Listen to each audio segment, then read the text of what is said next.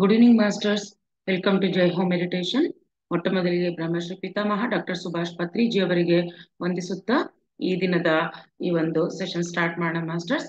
ನಾವು ಸೀತಾಯಣದ ಪುಸ್ತಕದ ರಿವ್ಯೂ ಅಲ್ಲಿ ಇವತ್ತು 18ನೇ ದಿನಕ್ಕೆ ಬಂದಿದ್ದೀವಿ ಮಾಸ್ಟರ್ಸ್. ಸೊ ನಿನ್ನೆವರೆಗೂ ನಾವು 17ನೇ ದಿನದವರೆಗೂ ಏನ್ ತಿಳ್ಕೊಂಡಿದ್ವಿ, ಮಂಡೋದರಿ ಅಶೋಕವನಕ್ಕೆ ಬಂದು ಸೀತೆ ಜೊತೆ ಮಾತಾಡಿದ್ದನ್ನ ನಿನ್ನೆವರೆಗೂ ನೋಡಿದ್ವಿ. ನೆಕ್ಸ್ಟ್ ಇವತ್ತಿನ ದಿನ ಮಂಡೋದರಿಗೆ ಸೀತಾದೇವಿ ಉಪದೇಶಿಸ್ತಾಳೆ, ಏನ್ ಉಪದೇಶ ಕೊಡ್ತಾಳೆ, ಏನ್ ಮಾತಾಡ್ತಾಳೆ ಅನ್ನೋದನ್ನ ನಾವು ತಿಳ್ಕೊಳ್ಳೋಣ. ಎಲ್ರು ಮೆಡಿಟೇಷನ್ ಮಾಡೋಣ ಫಸ್ಟ್, ಆಮೇಲೆ ನಾವು ಇವತ್ತಿನ ಟಾಪಿಕ್ಗೆ ಹೋಗೋಣ ಮಾಸ್ಟರ್ಸ್. ಸೊ ಎಲ್ರು ಹಗುರವಾಗಿ ಕಣ್ಣು ಮುಚ್ಕೊಳ್ಳಿ. ಸ್ಪೆಕ್ಸ್ ಯಾರು ಹಾಕೊಂಡಿದ್ರೆ ಸ್ಪೆಕ್ಸ್ ಅನ್ನ ತೆಗೆದಿಟ್ಬಿಡಿ. ಕೈಗಳೆರಡು ಈ ತರ ಒಂದ್ರೊಳಗೊಂದು ಕೂಡಿಸ್ಕೊಳ್ಳಿ ಮಾಸ್ಟರ್ಸ್. ಕಾಲ್ಗಳೆರಡನ್ನ ಕ್ರಾಸ್ ಮಾಡ್ಕೊಂಡು ಕೂತ್ಕೊಳ್ಳಿ.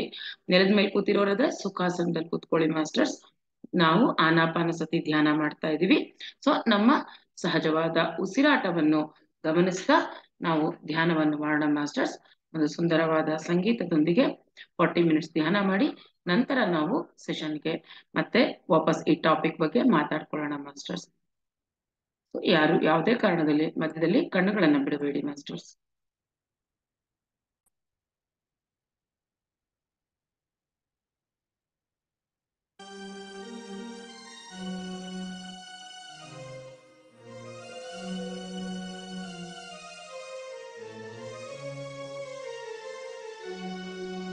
ಮಾಸ್ಟರ್ಸ್ ಎಲ್ಲರೂ ಕಂಪ್ಲೀಟ್ ಆಗಿ ರಿಲ್ಯಾಕ್ಸ್ ಆಗಿ ಮಾಸ್ಟರ್ಸ್. ದೇಹ ಮನಸ್ಸು ಎಲ್ಲವನ್ನು ಹಗುರಗೊಳಿಸಿಕೊಂಡು ರಿಲ್ಯಾಕ್ಸ್ ಆಗಿ. ದೇಹದಲ್ಲಿ ಯಾವುದೇ ರೀತಿ ಬಿಗಿತ ಬೇಡ masters.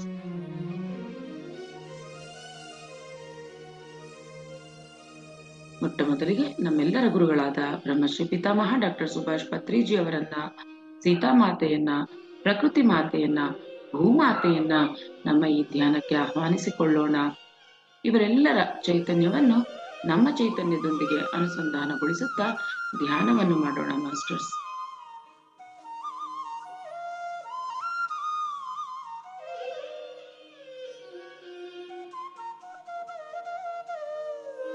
With breath masters.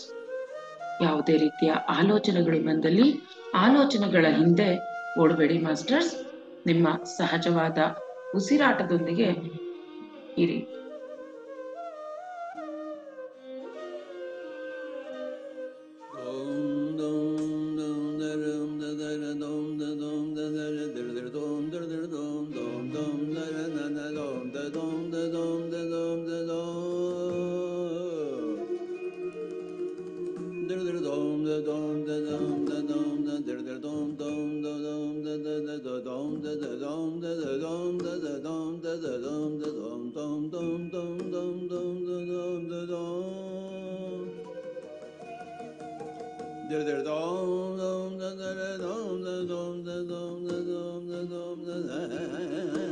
Masters ಕೇವಲ ಉಚ್ಛ್ವಾಸ ನಿಶ್ವಾಸ, ಆತ್ಮಾನುಸಂಧಾನ.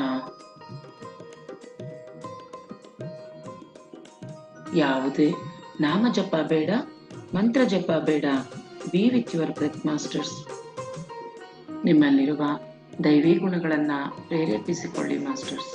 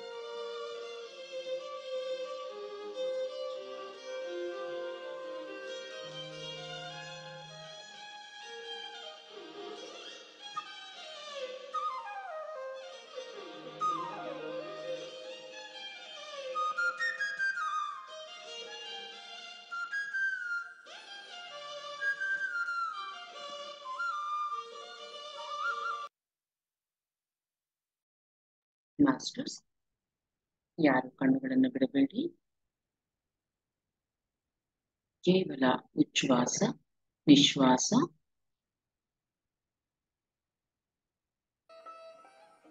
ಭೂತ, ಭವಿಷ್ಯ ಎಲ್ಲವನ್ನು ಮರೆತು ಬಿಡಿ ಮಾಸ್ಟರ್ಸ್. ಕೇವಲ ಈ ವರ್ತಮಾನದಲ್ಲಿರಿ, ಸಂಪೂರ್ಣವಾಗಿ ಅವೇರ್ನೆಸ್ ಅಲ್ಲಿರಿ. ಯಾರು ನಿದ್ರೆಗೆ ಜಾರಬೇಡಿ ಮಾಸ್ಟರ್ಸ್.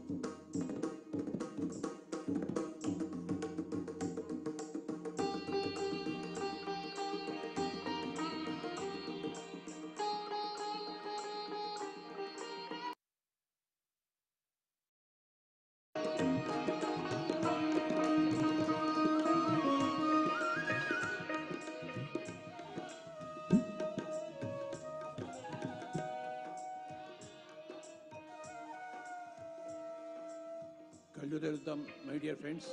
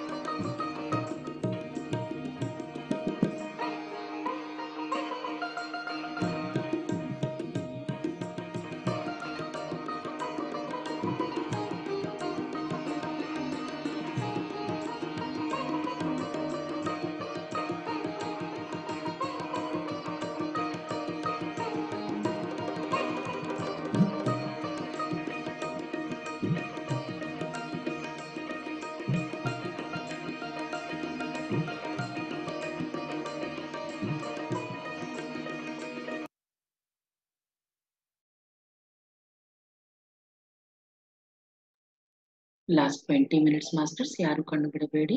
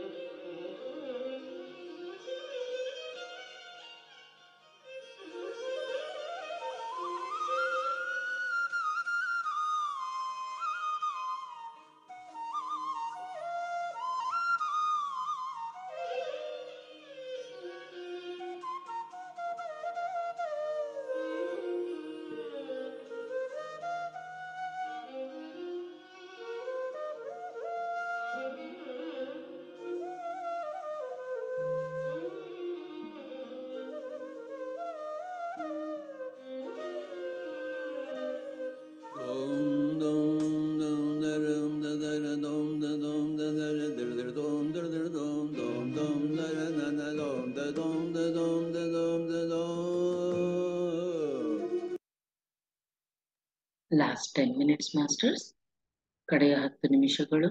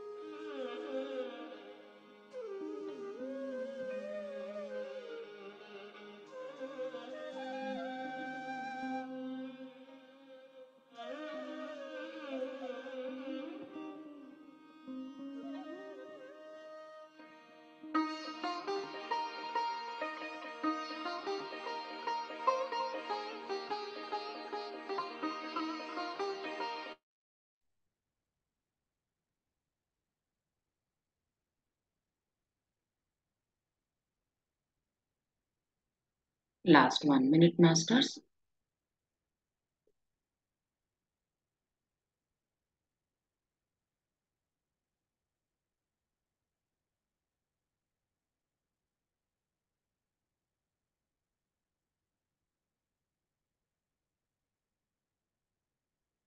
ನಿಮ್ಮ ಸಹಜವಾದ ಉಸಿರಾಟದೊಂದಿಗೆ ಈ ನಿಶಬ್ದತೆಯಲ್ಲಿ last 30 seconds masters.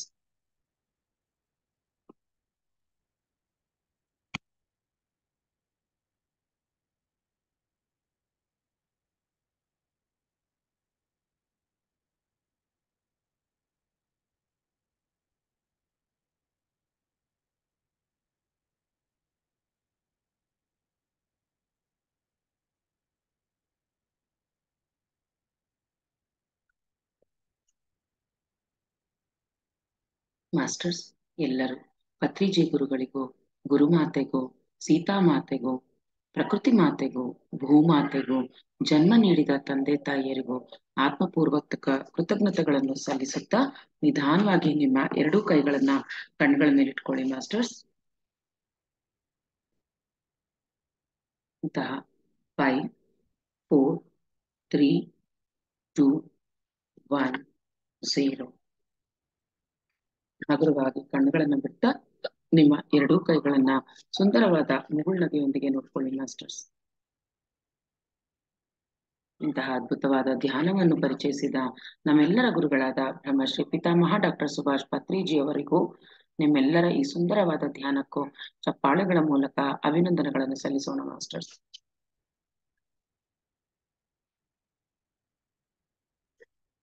Okay masters, so ಇವತ್ತು ನಾವು ಸೀತಾಯಣದ 18ನೇ ದಿನದ ಟಾಪಿಕ್ ಅನ್ನ ತಿಳ್ಕೊಳ್ಳೋಣ. ಅಂದ್ರೆ ಇಲ್ಲಿ ಏನು ಮುಂದುವರಿಯುತ್ತೆ, ಮಂಡೋದರಿ ಮತ್ತೆ ಸೀತೆಯ ಸಂವಾದ ಯಾವ ತರ ಮುಂದುವರಿಯುತ್ತೆ ಅನ್ನೋದು ನೋಡೋಣ. ಮಂಡೋದರಿ ಇಲ್ಲಿ ಸೀತೆಗೋಸ್ಕರ ಅವಳೇ ಮಾಡ್ಕೊಂಡು ಬಂದಿರುವಂತಹ ಫುಡ್ ಆಫರ್ ಮಾಡ್ತಾಳೆ. ಆದ್ರೆ ಸೀತೆ ಒಪ್ಪಲ್ಲ, ಬೇಡ ಅಂತಾಳೆ. ನಾನು ರಾಮ ಬರೋವರೆಗೂ ಇಲ್ಲಿ ಏನೂ ತಿನ್ನಲ್ಲ, ಹಂಗೇನಾದ್ರು ತಿನ್ನೋದಾದ್ರೆ ನಿನ್ನ ಹತ್ರನೇ ಮಾಡಿಸ್ಕೊಂಡು ತಿಂತೀನಿ ಅಂತ ಹೇಳ್ತಾಳೆ. ಸರಿ, ಮಂಡೋದರಿ ಸ್ವಲ್ಪ ಹೊತ್ತಲ್ಲಿ ಕೂತ್ಕೊಂಡು ತನ್ನ ನಿವಾಸಕ್ಕೆ ಹೊರಟೋಗ್ತಾಳೆ. ಅಲ್ಲಿ ಹೋದ್ಮೇಲೆ ಏನಾಗುತ್ತೆ, ಅವಳು ಮಲಗಿರುವಾಗ ಅವಳಿಗೆ ಒಂದು ಕನಸಲ್ಲಿ ಘೋರವಾದ ಕನಸು ಕಾಣ್ತಾಳೆ. ಅವಳು ಏನಿರುತ್ತೆ ಆ ಕನಸಲ್ಲಿ ಅಂತಂದ್ರೆ, ರಾವಣನ ಜೊತೆ ಮದುವೆ ಮಾಡ್ಕೊಳಕ್ಕೆ ಅವರು ರಿಜೆಕ್ಟ್ ಮಾಡಿದ್ದಕ್ಕೆ ರಾವಣ ಏನ್ ಮಾಡ್ತಾನೆ, ತುಂಬಾ ಕೋಪಗೊಂಡ್ಬಿಟ್ಟು ಅವನೇನ್ ಮಾಡ್ತಾನೆ, ತುಂಬಾ ಹಿಂಸೆ ಕೊಡಕ್ಕೆ ಸ್ಟಾರ್ಟ್ ಮಾಡಿ ಕೋಪದಿಂದ ಏನ್ ಮಾಡ್ತಾನೆ, ಲಾಸ್ಟ್ಗೆ ಒಂದಿನ ಮಂಡೋದರಿನ ಕಿಡ್ನಾಪ್ ಮಾಡಿ ಕರ್ಕೊಂಡ್ ಬಂದ್ಬಿಡ್ತಾನೆ. ಆ ಕಿಡ್ನಾಪ್ ಮಾಡಿ ಕರ್ಕೊಂಡ್ ಬಂದಾಗ ಅವಳಿಗೆ ತುಂಬಾ ಹೆದರಿಕೆ, ಅಂದ್ರೆ ಅಷ್ಟು ಹೆದರಿಕೆ ಆಗ್ತಿರುತ್ತೆ ಮಂಡೋದರಿಗೆ. ಆ ಹೆದರಿಕೆ ಲಾಸ್ಟ್ಗೆ ಏನಾಗೋಗ್ಬಿಡುತ್ತೆ, ಅವಳು ಸಮರ್ಪಣೆ ಮಾಡ್ಕೊಂಡ್ಬಿಡ್ತಾಳೆ ರಾವಣನ್ಗೆ.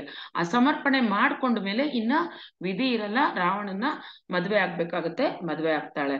ಆ ಭಯದಲ್ಲೇ ಇದ್ದಂತ ಮಂಡೋದರಿಗೆ ಏನಾಗುತ್ತೆ, ರಾವಣನಲ್ಲಿ ಆ ಒಂದು ಭಕ್ತಿ, ಪ್ರೇಮ ಇವೆಲ್ಲಾನು ಬರಕ್ಕೆ ಶುರು ಆಗುತ್ತೆ. ಅವಳ ಜೀವನದಲ್ಲಿ ಅವನೇ ಒಂದು ಮೇನ್ ಪಾರ್ಟ್ ಆಗಿ ಆಗ್ಬಿಡ್ತಾನೆ. ಅವಳಿಗೆ ಗೊತ್ತಿಲ್ದಂಗೆ ರಾವಣನೇ ಇವನ್ ಜೀವನದಲ್ಲಿ ಸೆಂಟ್ರ್ ಪಾರ್ಟ್ ಆಗೋಗ್ಬಿಡ್ತಾಳೆ. ಆಗ್ಬಿಟ್ಟು ಅವಳ ಅಗತ್ಯಗಳನ್ನೇ ಅವಳು ಲೆಕ್ಕಿಸ್ಕೊಳ್ದೆ, ಅವಳಿಗೆ ಏನ್ ಬೇಕು ಆ ಅಗತ್ಯಗಳನ್ನ ಯಾವ್ದು ಅವಳು ಲೆಕ್ಕಿಸ್ಕೊಳ್ದೆ ಎಲ್ಲಾ ತ್ಯಾಗ ಮಾಡಿ ರಾವಣನ್ಗೋಸ್ಕರ ಅವಳ ಇಡೀ ಜೀವನವನ್ನೇ ತ್ಯಾಗ ಮಾಡ್ಬಿಡ್ತಾಳೆ. ಆ ಒಂದು ಅಷ್ಟು ಕಾಣಿಸುತ್ತೆ ಅವಳಿಗೆ ಕನ್ಸಲ್ಲಿ. ಆಮೇಲೆ ಇದೇ ತರ ಇದ್ದ ರಾವಣ ಸಡನ್ ಆಗಿ ಒಂದು ರಾಕ್ಷಸನ ರೂಪವನ್ನ ಸಹ ತಾಳ್ತಾನೆ. ಅದು ನೋಡಿದ ತಕ್ಷಣ ಅವಳಿಗೆ ಹೆದರಿಕೆ ಆಗ್ಬಿಟ್ಟು ಸೀತಾದೇವಿ ಹತ್ರ ಓಡ್ ಬರ್ತಾಳೆ. ಯಾಕೆ ಈ ತರ ಕನ್ಸು ಬರ್ತಾ ಇದೆ, ಏನಿದು ಅಂತಂದ್ಬಿಟ್ಟು ಓಡ್ ಬರ್ತಾಳೆ. ಯಾಕೆ ನಂಗೆ ಹಿಂಗ್ ಮತ್ತೆ ಮತ್ತೆ ಇದು ಕನ್ಸು ಬೀಳ್ತಾ ಇದೆ ಅಂತ. ಸೊ ಅವಳು ಸ್ವಲ್ಪ ಹೊತ್ತು ಬರ್ತಾಳೆ, ಓಡ್ ಬರ್ತಾಳೆ. ಅಲ್ಲಿ ಸೀತೆ ಧ್ಯಾನದಲ್ಲಿ ಕೂತಿರೋದು ನೋಡಿ ಡಿಸ್ಟರ್ಬ್ ಮಾಡೋದ್ ಬೇಡ ಅಂತ ಅವಳು ಸ್ವಲ್ಪ ಹೊತ್ತು ಕೂತ್ಕೊಂತಾಳೆ. ಅದಾದ್ಮೇಲೆ ಸೀತೆ ನಿಧಾನಕ್ಕೆ ಕಂಡು ಬಿಟ್ಟಾಗ ಅಲ್ಲಿ ಹೆದ್ರುಕೊಂಡು ಮಂಡೋದರಿ ಕೂತಿರೋದು ನೋಡ್ತಾಳೆ, ಕೇಳ್ತಾಳೆ, ಏನಾಯ್ತು, ಯಾಕೆ ಹೆದರ್ಕೊಂತಾ ಇದೀಯಾ ಅಂತಂದಾಗ ಮಂಡೋದರಿ ಹೇಳ್ತಾಳೆ, ಈ ತರ ಕನಸು ಬಿತ್ತು ನನಗೆ, ರಾವಣ ಒಂದು ರಾಕ್ಷಸ ರೂಪ ತಾಳಿರುವಂತಹ ಕನಸು, ಮತ್ತೆ ಹಳೇದು ಎಲ್ಲ ನನ್ಗೆ ನೆನಪು ಬಂತು. ನನ್ಗೆ ಯಾಕೆ ಈ ತರ ಅವಳು ಮೂಲತಃ ಕೆಟ್ಟವಳಲ್ಲ ಮಂಡೋದರಿ, ಒಳ್ಳೆಯವಳೇನೇನೆ. ನಾನು ಇಷ್ಟೆಲ್ಲ ಆಗಿದ್ರುನು ನಾನ್ ಯಾಕೆ ಇಂಥ ಗಂಡ ನನ್ಗೆ ಸಿಕ್ಕದ, ನನ್ನನ್ನ ನಾನು ಅಷ್ಟು ತ್ಯಾಗ ಮಾಡ್ಕೊಂಡ್ರುನು ಈ ತರ ಗಂಡ ನನಗೆ ಯಾಕೆ ಸಿಕ್ದ ಅಂತಂದ್ಬಿಟ್ಟು ತುಂಬಾ ಅವಳು ಆ ಕ್ವೆಶನ್ ಕೇಳ್ತಾಳೆ. ನನ್ನ ಪೂರ್ವ ಜನ್ಮದಕ್ಕೂನು ಈಗ ನನಗೆ ರಾವಣ ಸಿಕ್ಕಿರೋದಕ್ಕೂನು ಏನಾದ್ರು ಕನೆಕ್ಷನ್ ಇದೆಯಾ ಸೀತೆ ಅಂತ ಕೇಳಿದಾಗ ಸೀತೆ ಹೇಳ್ತಾಳೆ, ಹೌದು ಖಂಡಿತ ಇದೆ ಅಂತಂದ್ಬಿಟ್ಟು, ನೋಡ್ಕೊ ನಿನ್ನ ಗತ ಜನ್ಮನ ಅಂತಂದ್ಬಿಟ್ಟು ಅವಳ ಹಣೆ ಮೇಲೆ ಸೀತೆ ಈ ತರ ಟಚ್ ಮಾಡ್ತಾಳೆ ಬೆರಳಲ್ಲಿ. ಟಚ್ ಮಾಡಿದ ತಕ್ಷಣ ಮಂಡೋದರಿಗೆ ಹಳೆದೆಲ್ಲಾನು ಕಾಣಿಸೋಕೆ ಶುರು ಆಗೋಗುತ್ತೆ. ಏನಾಗಿರುತ್ತೆ ಹಿಂದಿನ ಜನ್ಮದಲ್ಲಿ ಅವಳಿಗೆ ಅಂತಂದ್ರೆ, ಅವಳು ತುಂಬಾ ಸುಂದರವಾಗಿರ್ತಾಳೆ, ತುಂಬಾ ಚೆನ್ನಾಗಿರ್ತಾಳೆ, ಸಾಕಷ್ಟು ಬುದ್ಧಿವಂತೆನೂ ಆಗಿರ್ತಾಳೆ, ಒಳ್ಳೆಯವಳು ಆಗಿರ್ತಾಳೆ, ಒಳ್ಳೊಳ್ಳೆ ಗುಣಗಳನ್ನು ಹೊಂದಿರ್ತಾಳೆ, ಸುಂದರಿಯಾಗಿರ್ತಾಳೆ, ಬುದ್ಧಿವಂತಲಾಗಿರ್ತಾಳೆ. ಅಂತ ಟೈಮಲ್ಲಿ ಅವಳಿಗೆ ಅವ್ರ ಅಪ್ಪ ಅಮ್ಮ ಮದುವೆಗೋಸ್ಕರ ಹುಡುಕ್ತಾ ಇರ್ತಾರೆ. ಎಷ್ಟು ಹುಡುಕ್ತಾ ಇದ್ರು, ಎಷ್ಟು ಜನ ಗಂಡುಗಳು ಬಂದ್ರು ಅವ್ರ ಅಪ್ಪ ಅಮ್ಮ ಒಪ್ತಾ ಇರಲ್ಲ. ಇವರು ನನ್ನ ಮಗಳಿಗೆ ಸರಿಯಾದ ವರ ಅಲ್ಲ ಅಂತಂದ್ಬಿಟ್ಟು ಎಲ್ಲಾರನ್ನೂ ರಿಜೆಕ್ಟ್ ಮಾಡ್ತಾನೆ ಇರ್ತಾರೆ. ಕಡೆಗೂ ಏನಾಗುತ್ತೆ, ಆ ಮಗಳ ಮದ್ವೆ ಮಾಡ್ದೇನೆ ಅಪ್ಪ ಅಮ್ಮ ತೀರೋಗ್ಬಿಡ್ತಾರೆ. ಇವಳು ಒಬ್ಳೆ ಇರ್ತಾಳೆ, ಯಾವ ತರ ಮದ್ವೆ ಆಗ್ತಾಳೆ, ಹಂಗೇನೆ ಅವಳು ವಯಸ್ಸು ಆಗೋಗುತ್ತೆ, ಅವಳುನು ಸತ್ತು ಹೋಗ್ಬಿಡ್ತಾಳೆ ಹಿಂದಿನ ಜನ್ಮದಲ್ಲಿ. ಆದ್ರೆ ಅವಳು ಬದುಕಿರೋಷ್ಟು ದಿನ ಅವಳ ಆಸೆ ಏನು ಅಂತಂದ್ರೆ, ನನಗೊಂದು ಮದ್ವೆ ಅಂತೂ ಆಗ್ಬಿಡ್ಬೇಕು, ಆ ಮದ್ವೆ ಆಗ್ಬಿಟ್ರೆ ನಾನು ಎಷ್ಟು ಚೆನ್ನಾಗ್ ಆ ಗಂಡನ್ ನೋಡ್ಕೊಂತೀನಿ ಅಂದ್ರೆ, ಆ ಗಂಡನ್ಗೋಸ್ಕರ ನಾನು ಎಲ್ಲಾನು ತ್ಯಾಗ ಮಾಡ್ತೀನಿ, ನನ್ನ ಅಗತ್ಯಗಳು ಏನಿದೆಯೋ ನಾನು ನೋಡ್ಕೊಳಲ್ಲ, ಆ ಗಂಡನ್ಗೋಸ್ಕರನೇ ನಾನು ಫುಲ್ಲು ನನ್ನ ಜೀವನನ ತ್ಯಾಗ ಮಾಡ್ಬಿಡ್ತೀನಿ ಅಂತ ಅಂದ್ಬಿಟ್ಟು ಅವಳ ಘನತೆಗಳಿಗೆ ಅವಳೊಂದಿಷ್ಟು ಇಂಪಾರ್ಟೆನ್ಸ್ ಕೊಟ್ಟಿರಲ್ಲ. ಅವಳು ಏನಾರು ಆಗಿರ್ಲಿ, ಆ ಗಂಡನಿಗೋಸ್ಕರ ನಾನು ಇರ್ತೀನಿ ಅನ್ನೋ ತರ ಪದೇ ಪದೇ ಹೇಳ್ಕೊಂತಾ ಇರ್ತಾಳೆ. ಹಂಗ್ ಹೇಳ್ಕೊಂತಾನೆ ಅವಳು ಅವಳ ದೇಹತ್ಯಾಗ ಮಾಡ್ಬಿಡ್ತಾಳೆ. ಆ ದೇಹತ್ಯಾಗ ಮಾಡಿದ್ಮೇಲೆ ನೆಕ್ಸ್ಟ್ ಜನ್ಮದಲ್ಲಿ ಅವಳಿಗೆ ಈ ತರ ರಾವಣಂದು ಭೇಟಿಯಾಗಿ ರಾವಣನ ಮದುವೆ ಆಗುವಂತಹ ಒಂದು ಸನ್ನಿವೇಶ ಬರುತ್ತೆ. ಸೊ ಹಾಗಾಗಿ ಅವಳು ಏನ್ ಮಾಡ್ತಾಳೆ, ಇದ್ರಲ್ಲಿ ಅವಳು ಹಿಂದಿನ ಜನ್ಮದಲ್ಲಿ ದೇಹ ತ್ಯಾಗ ಮಾಡಿದಕ್ಕೆ ಅವಳು ಕೇಳ್ಕೊಂಡಿದ್ದಷ್ಟೇ, ನನಗೆ ಅಂತ ಒಂದು ಮದ್ವೆ ಆಗ್ಬೇಕು, ಮದ್ವೆ ಆಗ್ಬಿಟ್ರೆ ಎಲ್ಲ ತ್ಯಾಗ ಮಾಡ್ಬಿಡ್ತೀನಿ ಗಂಡನ್ಗೋಸ್ಕರ ಅಂತ ಕೇಳ್ಕೊಂಡಿರ್ತಾಳೆ. ಸೊ ಹಂಗಾಗಿ ಅವಳು ಅದೇ ತರ ಈ ಗಂಡನ್ ಪಡೆದ್ರುನು, ಆ ಗಂಡ ಅಷ್ಟು ಕೆಟ್ಟವನಂತ ಗೊತ್ತಿದ್ರು, ಅಧರ್ಮದಲ್ಲಿ ಅಸತ್ಯದಲ್ಲಿ ಇದ್ದಾರೆ ಅಂತ ಗೊತ್ತಿದ್ರು ಅವಳಿಗೆ ಏನಾಗುತ್ತೆ, ಅವನನ್ನ ದ್ವೇಷಿಸೋಕೆ ಅವಳಿಗೆ ಆಗ್ತಿರಲ್ಲ. ಎಲ್ಲಾ ತ್ಯಾಗ ಮಾಡಿ ಅವನ್ನ ಅಷ್ಟು ಚೆನ್ನಾಗಿ ನೋಡ್ಕೊಂತಾ ಇರ್ತಾಳೆ. ಅದಕ್ಕೆ ಅವಳು ಹೇಳ್ತಾಳೆ, ಸೀತೆ ಹೇಳ್ತಾಳೆ, ನೋಡು ನೀನು ಈ ತರ ಒಂದು ಹಿಂದಿನ ಜನ್ಮದಲ್ಲಿ ಅನ್ಕೊಂಡಿದ್ದಕ್ಕೆ ನೀನ್ ಈಗ ಅಷ್ಟೊಂದು ಮಾಡ್ತಾ ಇದೀಯ ನಿನ್ನ ಗಂಡಂಗೆ. ನೀನು ಆ ಗಂಡ ಏನ್ ಮಾಡಿದಾನೀಗ, ಬರೀ ನಿನ್ನ ದೇಹನ ಅಷ್ಟೇನೆ ಅಲ್ಲ, ನಿನ್ನ ಮನಸ್ಸನ್ನು ಸಹ ಅವನು ಸೆರೆ ಹಿಡ್ದಿದ್ದಾನೆ. ನೀನು ಆ ಸೆರೆಯಿಂದ ನೀನೇ ಆಚೆ ಬರ್ಬೇಕು, ನೀನು ಮುಕ್ತಿಗೊಳಿಸ್ಕೋಬೇಕು. ಈಗ ನೋಡ್ಕೊಂಡಿದ್ಯಾ ಯಾಕಂತ ಗಂಡ ಸಿಕ್ಕಿರೋದು ಅಂತಂದ್ಬಿಟ್ಟು, ನೋಡ್ಕೊಂಡ್ಮೇಲೆ ನೀನು ಧರ್ಮನ ಉಳಿಸ್ಬೇಕು ಅಂತಂದಾಗ ನಿನ್ನನ್ನ ನೀನು ಮುಕ್ತಿಗೊಳಿಸ್ಕೋ, ಫಸ್ಟು ರಾವಣನ ಜೀವನದಿಂದ ಆಚೆ ಬಂದ್ಬಿಡು ಅಂತ ಹೇಳ್ತಾಳೆ. ಹಂಗ್ ಹೇಳ್ತಿದ್ದಂಗೆ ಇವಳಿಗೆ ತುಂಬಾ ಹೆದರಿಕೆ ಆಗೋಗ್ಬಿಡುತ್ತೆ. ಅದ್ ಹೆಂಗ್ ಸಾಧ್ಯ, ನಾನು ಇಷ್ಟು ವರ್ಷ ಅವ್ರ ಜೊತೆ ಇದ್ಬಿಟ್ಟು ಹೆಂಗೆ ಸಾಧ್ಯ, ಆ ಯೋಚನೆನೂ ಅವಳಿಗೆ ಮಾಡಕ್ಕೆ ಸಾಧ್ಯ ಆಗಲ್ಲ, ತನ್ನಿಂದ ಆಗಲ್ಲ ಅಂತ ಅನ್ನೋ ಒಂದು ರೀತಿಲಿ ಇರ್ತಾಳೆ.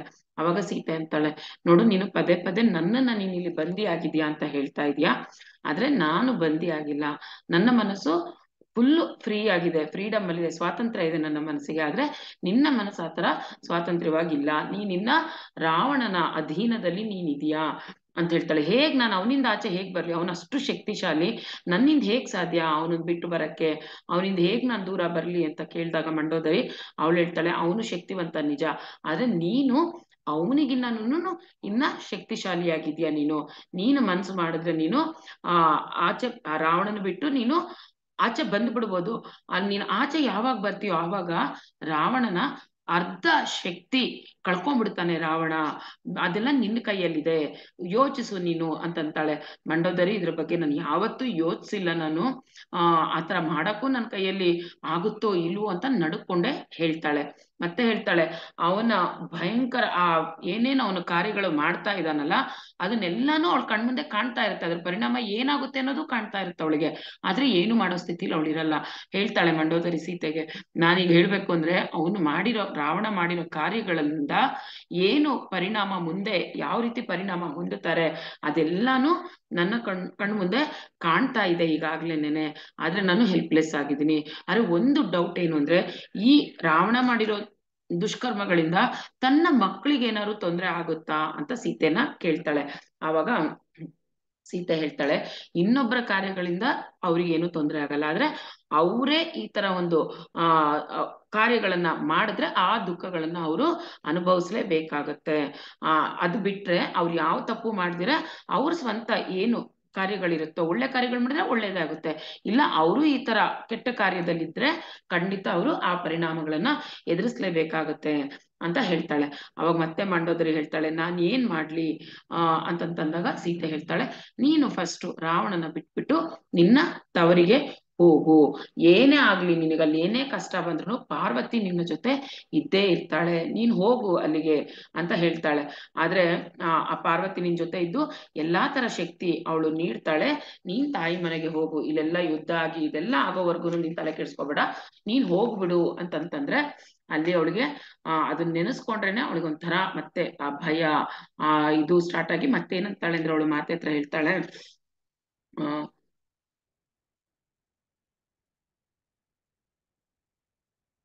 ಸೀತೆ ನೀನು ತಾಯಿ ಅಲ್ಲ. ಅಂದ್ರೆ ಅವಳು ಏನಂತಾಳೆ, ಮಕ್ಳಿಗೆ ಏನಾದ್ರು ತೊಂದರೆ ಆಗುತ್ತಂತ ಕೇಳಿದಾಗ ಸೀತೆ ಹೇಳಿರೋ ಆನ್ಸರ್ಗೆ ಹೇಳ್ತಾಳೆ, ನೀನು ತಾಯಿ ಅಲ್ಲ, ತಾಯಿಯ ದುಃಖ ಏನು ಅಂತ ನಿನಗೆ ಗೊತ್ತಿಲ್ಲ ಅಂತ ಹೇಳ್ತಾಳೆ. ಅವಾಗ ಸೀತೆ ಹೇಳ್ತಾಳೆ, ಮಂಡೋದರಿ ನೀನು ಹೇಳ್ತಿರೋದು ಯಾವುದು ಸರಿ ಇಲ್ಲ, ನೀನು ನೋಡುತ್ತಿರುವ ಇವರೆಲ್ಲ ನನ್ನ ಮಕ್ಕಳಾಗಿದ್ದಾರೆ ಮತ್ತು ಅವರೊಂದಿಗೆ ನಾನು ದುಃಖವನ್ನು ಅನುಭವಿಸುತ್ತೇನೆ. ನಿನ್ನ ಮಕ್ಕಳ ಸಾವಿಗಾಗಿ ನಾನು ನಿನ್ನ ಹರಿಯುತ್ತಿರುವ ಕಣ್ಣೀರಾಗಿದ್ದಾನೆ. ಅವರು ನನಗೂ ಕೂಡ ಮಕ್ಕಳಾಗಿದ್ದಾರೆ, ಅಂದ್ರೆ ಅವರು ಪಾಪಗಳು ಮಾಡ್ತಾ ಇದ್ದಾರೆ, ಹಾಗಾಗಿ ಅವ್ರು ಅನುಭವಿಸ್ಲೇಬೇಕು. ಬರೀ ನಿನ್ನ ಮಕ್ಳಂತಲ್ಲ, ಅವ್ರು ನನ್ನ ಮಕ್ಕಳು ಆಗಿದ್ದಾರೆ, ಆದ್ರೆ ಅವ್ರು ಮಾಡಿರೋ ಕರ್ಮನ ಅವರು ಅನುಭವಿಸ್ಲೇಬೇಕಾಗತ್ತೆ. ಮತ್ತೆ ಹೇಳ್ತಾಳೆ, ಮಂಡೋದರಿ ನೀನು ಈ ಕುಲದವಳಲ್ಲ, ಅವರ ಮಾರ್ಗಗಳು ನಿನ್ನ ಮಾರ್ಗಗಳಲ್ಲ, ನಿನ್ನ ಮನಸ್ಸಿನೊಳಗೆ ನೀನು ಬೇರ್ಪಡು, ಇದರಿಂದ ನಿನ್ನ ಗುಣಪಡಿಸುವ ಶಕ್ತಿಯು ಹೆಚ್ಚು ಸಶಕ್ತವಾಗುತ್ತದೆ, ಅದರ ಅಗತ್ಯ ಬೀಳುತ್ತದೆ ಅಂತ ಹೇಳ್ತಾಳೆ. ನೀನ್ ಈ ಜಾತಿಯವಳಲ್ಲ, ನಿನಗೆ ಇವ್ರ ತರ ಆಡಕ್ಕೆ ಬರಲ್ಲ, ನೀನು ಇವ್ರ ಮನಸ್ಸುಗಳಿಂದ ನೀನು ಆಚೆ ಬಂದ್ಬಿಡು ಅಂತ ಹೇಳ್ತಾಳೆ. ಅವಾಗ ಇವಳು ಹೇಳ್ತಾಳೆ, ಮಂಡೋದರಿ ಹೇಳ್ತಾಳೆ ಸೀತೆನ, ನೀನ್ ಹೇಗೆ ಒಂದು ಬಂಡೆ ತರ ಹೇಗೆ ನೀನು ಅಷ್ಟು ಅಚಲವಾಗಿರ್ತೀಯ, ಮತ್ತೆ ನಿಧಾನವಾಗಿ ಹರಿತಿರುವ ನಿಧಾನವಾಗಿ ಹರಿಯುವ ನದಿ ನೀರ್ ತರ ಹೇಗಿರ್ತೀಯ ನೀನು, ಹೇಗ್ ಸಾಧ್ಯ ಅದು, ನನ್ ಕೈಯಲ್ಲಿ ಆ ತರ ಆಗಲ್ಲ. ಒಬ್ಬರು ಮೃದುವಾಗಿದ್ದರೆ ಅವರನ್ನು ಪುಡಿಗೊಳಿಸುತ್ತಾರೆ, ಒಬ್ಬರು ದೃಢವಾಗಿದ್ದರೆ ಪ್ರೀತಿಯು ಹರಿಯುವುದು ಕಷ್ಟವಾಗುತ್ತದೆ. ರಾವಣನು ತನ್ನೆಲ್ಲಾ ಮಾಯಾಶಕ್ತಿಗಳನ್ನು ನಿನ್ನನ್ನು ಮುರಿಯುವುದಕ್ಕಾಗಿ ಉಪಯೋಗಿಸಿದನು, ಆದರೆ ಏನೂ ಪ್ರಯೋಜನವಾಗಲಿಲ್ಲ. ಅವನು ನಿನಗೆ ಯಮಯಾತನೆಯನ್ನು ನೀಡಿದನು, ಭಯಗೊಳಿಸಿದನು ಮತ್ತು ಅವನು ಅತ್ಯಂತ ಕೆಟ್ಟ ಮಾಂತ್ರಿಕ ಭ್ರಮೆಗಳನ್ನು ನಿನ್ನ ಮೇಲೆ ಪ್ರಯೋಗಿಸಿದ್ದಾನೆ. ಇಷ್ಟಾಗಿಯೂ ನೀನು ಅವನ ಮೇಲೆ ಯಾವುದೇ ಕೋಪ ಮತ್ತು ದ್ವೇಷವಿಲ್ಲದೆ ಸಹಾನುಭೂತಿಯಿಂದ ಮಾತನಾಡುವುದನ್ನು ನಾನು ನೋಡಿದ್ದೇನೆ, ಇದು ಹೇಗೆ ಸಾಧ್ಯ ಅಂತ ಕೇಳ್ತಾಳೆ. ಅವಾಗ ಮತ್ತೆ ಅವಳು ಹೇಳ್ತಾಳೆ, ದುರ್ಬಲ ಮನಸ್ಸಿಗೆ ಕೋಪ ಮತ್ತು ದ್ವೇಷಗಳು ಪ್ರತಿಯೊಬ್ಬರೂ ಈ ಹಾನಿಕಾರಕ ಭಾವನೆಗಳಿಂದ ಮೇಲೆ ಬರಬೇಕು. ಒಂದು ವೇಳೆ ನಾನು ಕೋಪ ಮತ್ತು ದ್ವೇಷಗಳಿಗೆ ಬಲಿಯಾದರೆ ಅದು ನನ್ನ ಮೇಲೆ ರಾವಣನ ವಿಜಯವಾಗುತ್ತದೆ.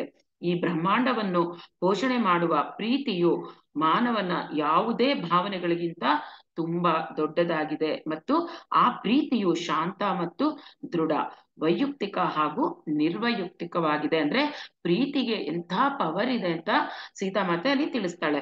ಮತ್ತೆ ಹೇಳ್ತಾಳೆ, ಮಂಡೋದರಿ ಇಲ್ಲಿ ಯಾವುದೇ ವೈರುಧ್ಯವಿಲ್ಲ, ಈ ಒಂದು ರಹಸ್ಯವನ್ನು ರಾವಣನು ಇನ್ನೂ ಕಲಿಯಬೇಕಾಗಿದೆ, ಅವನ ಹೃದಯವು ಪ್ರೀತಿಯಿಂದ ರಹಿತವಾಗಿದೆ ಅಂತ ಹೇಳ್ತಾಳೆ. ಇಲ್ಲಿ ಯಾರಿಗೆ ಯಾವುದೇ ರೀತಿ ವೈರುಧ್ಯ ಇಲ್ಲ, ಇದು ಶಾಪ, ಅವನಿಗೆ ಗೊತ್ತಾಗ್ತಾ ಇಲ್ಲ, ನಾವೆಲ್ಲ ಎಷ್ಟು ಇನ್ಸ್ಟ್ರಕ್ಷನ್ಸ್ ಕೊಡ್ತಾ ಇದ್ರು ಇನ್ನ ಅವ್ರಿಗೆ ಅರ್ಥ ಆಗ್ತಾ ಇಲ್ಲ, ಹಾಗಾಗಿ ಅವರು ಅನುಭವಿಸಲೇಬೇಕಾಗುತ್ತೆ ಅಂತ ಹೇಳ್ತಾಳೆ. ಮತ್ತೆ ಸ್ವಲ್ಪ ಹೊತ್ತು ಮಾತೆ ಮೌನವಾಗಿದ್ದು ಹೇಳ್ತಾಳೆ, ಮಂಡೋದರಿ ನೀನು ನಿನ್ನೊಂದಿಗೆ ಶಾಂತಿಯಿಂದ ಇದ್ದು ರಾವಣನ ಹಿಡಿತಗಳಿಂದ ನಿನ್ನ ಮನಸ್ಸನ್ನು ಮುಕ್ತಿಗೊಳಿಸುವುದು ಅತ್ಯಂತ ಮಹತ್ವವಾಗಿದೆ. ಅವನನ್ನು ತನ್ನ ನೈಜ ಸ್ವಭಾವಕ್ಕೆ ಜಾಗೃತಗೊಳಿಸಲು ನೀನು ಬೇರೆಯವರಿಗೆ ಬಿಡಬೇಕು ಅಂತ ಹೇಳ್ತಾಳೆ. ಅಂದ್ರೆ ಅವಳು ಮಂಡೋದರಿ ಎಷ್ಟು ಸಪೋರ್ಟ್ ಇರುತ್ತೋ ಅಲ್ಲಿವರೆಗೂ ರಾವಣ ಸೇಫ್.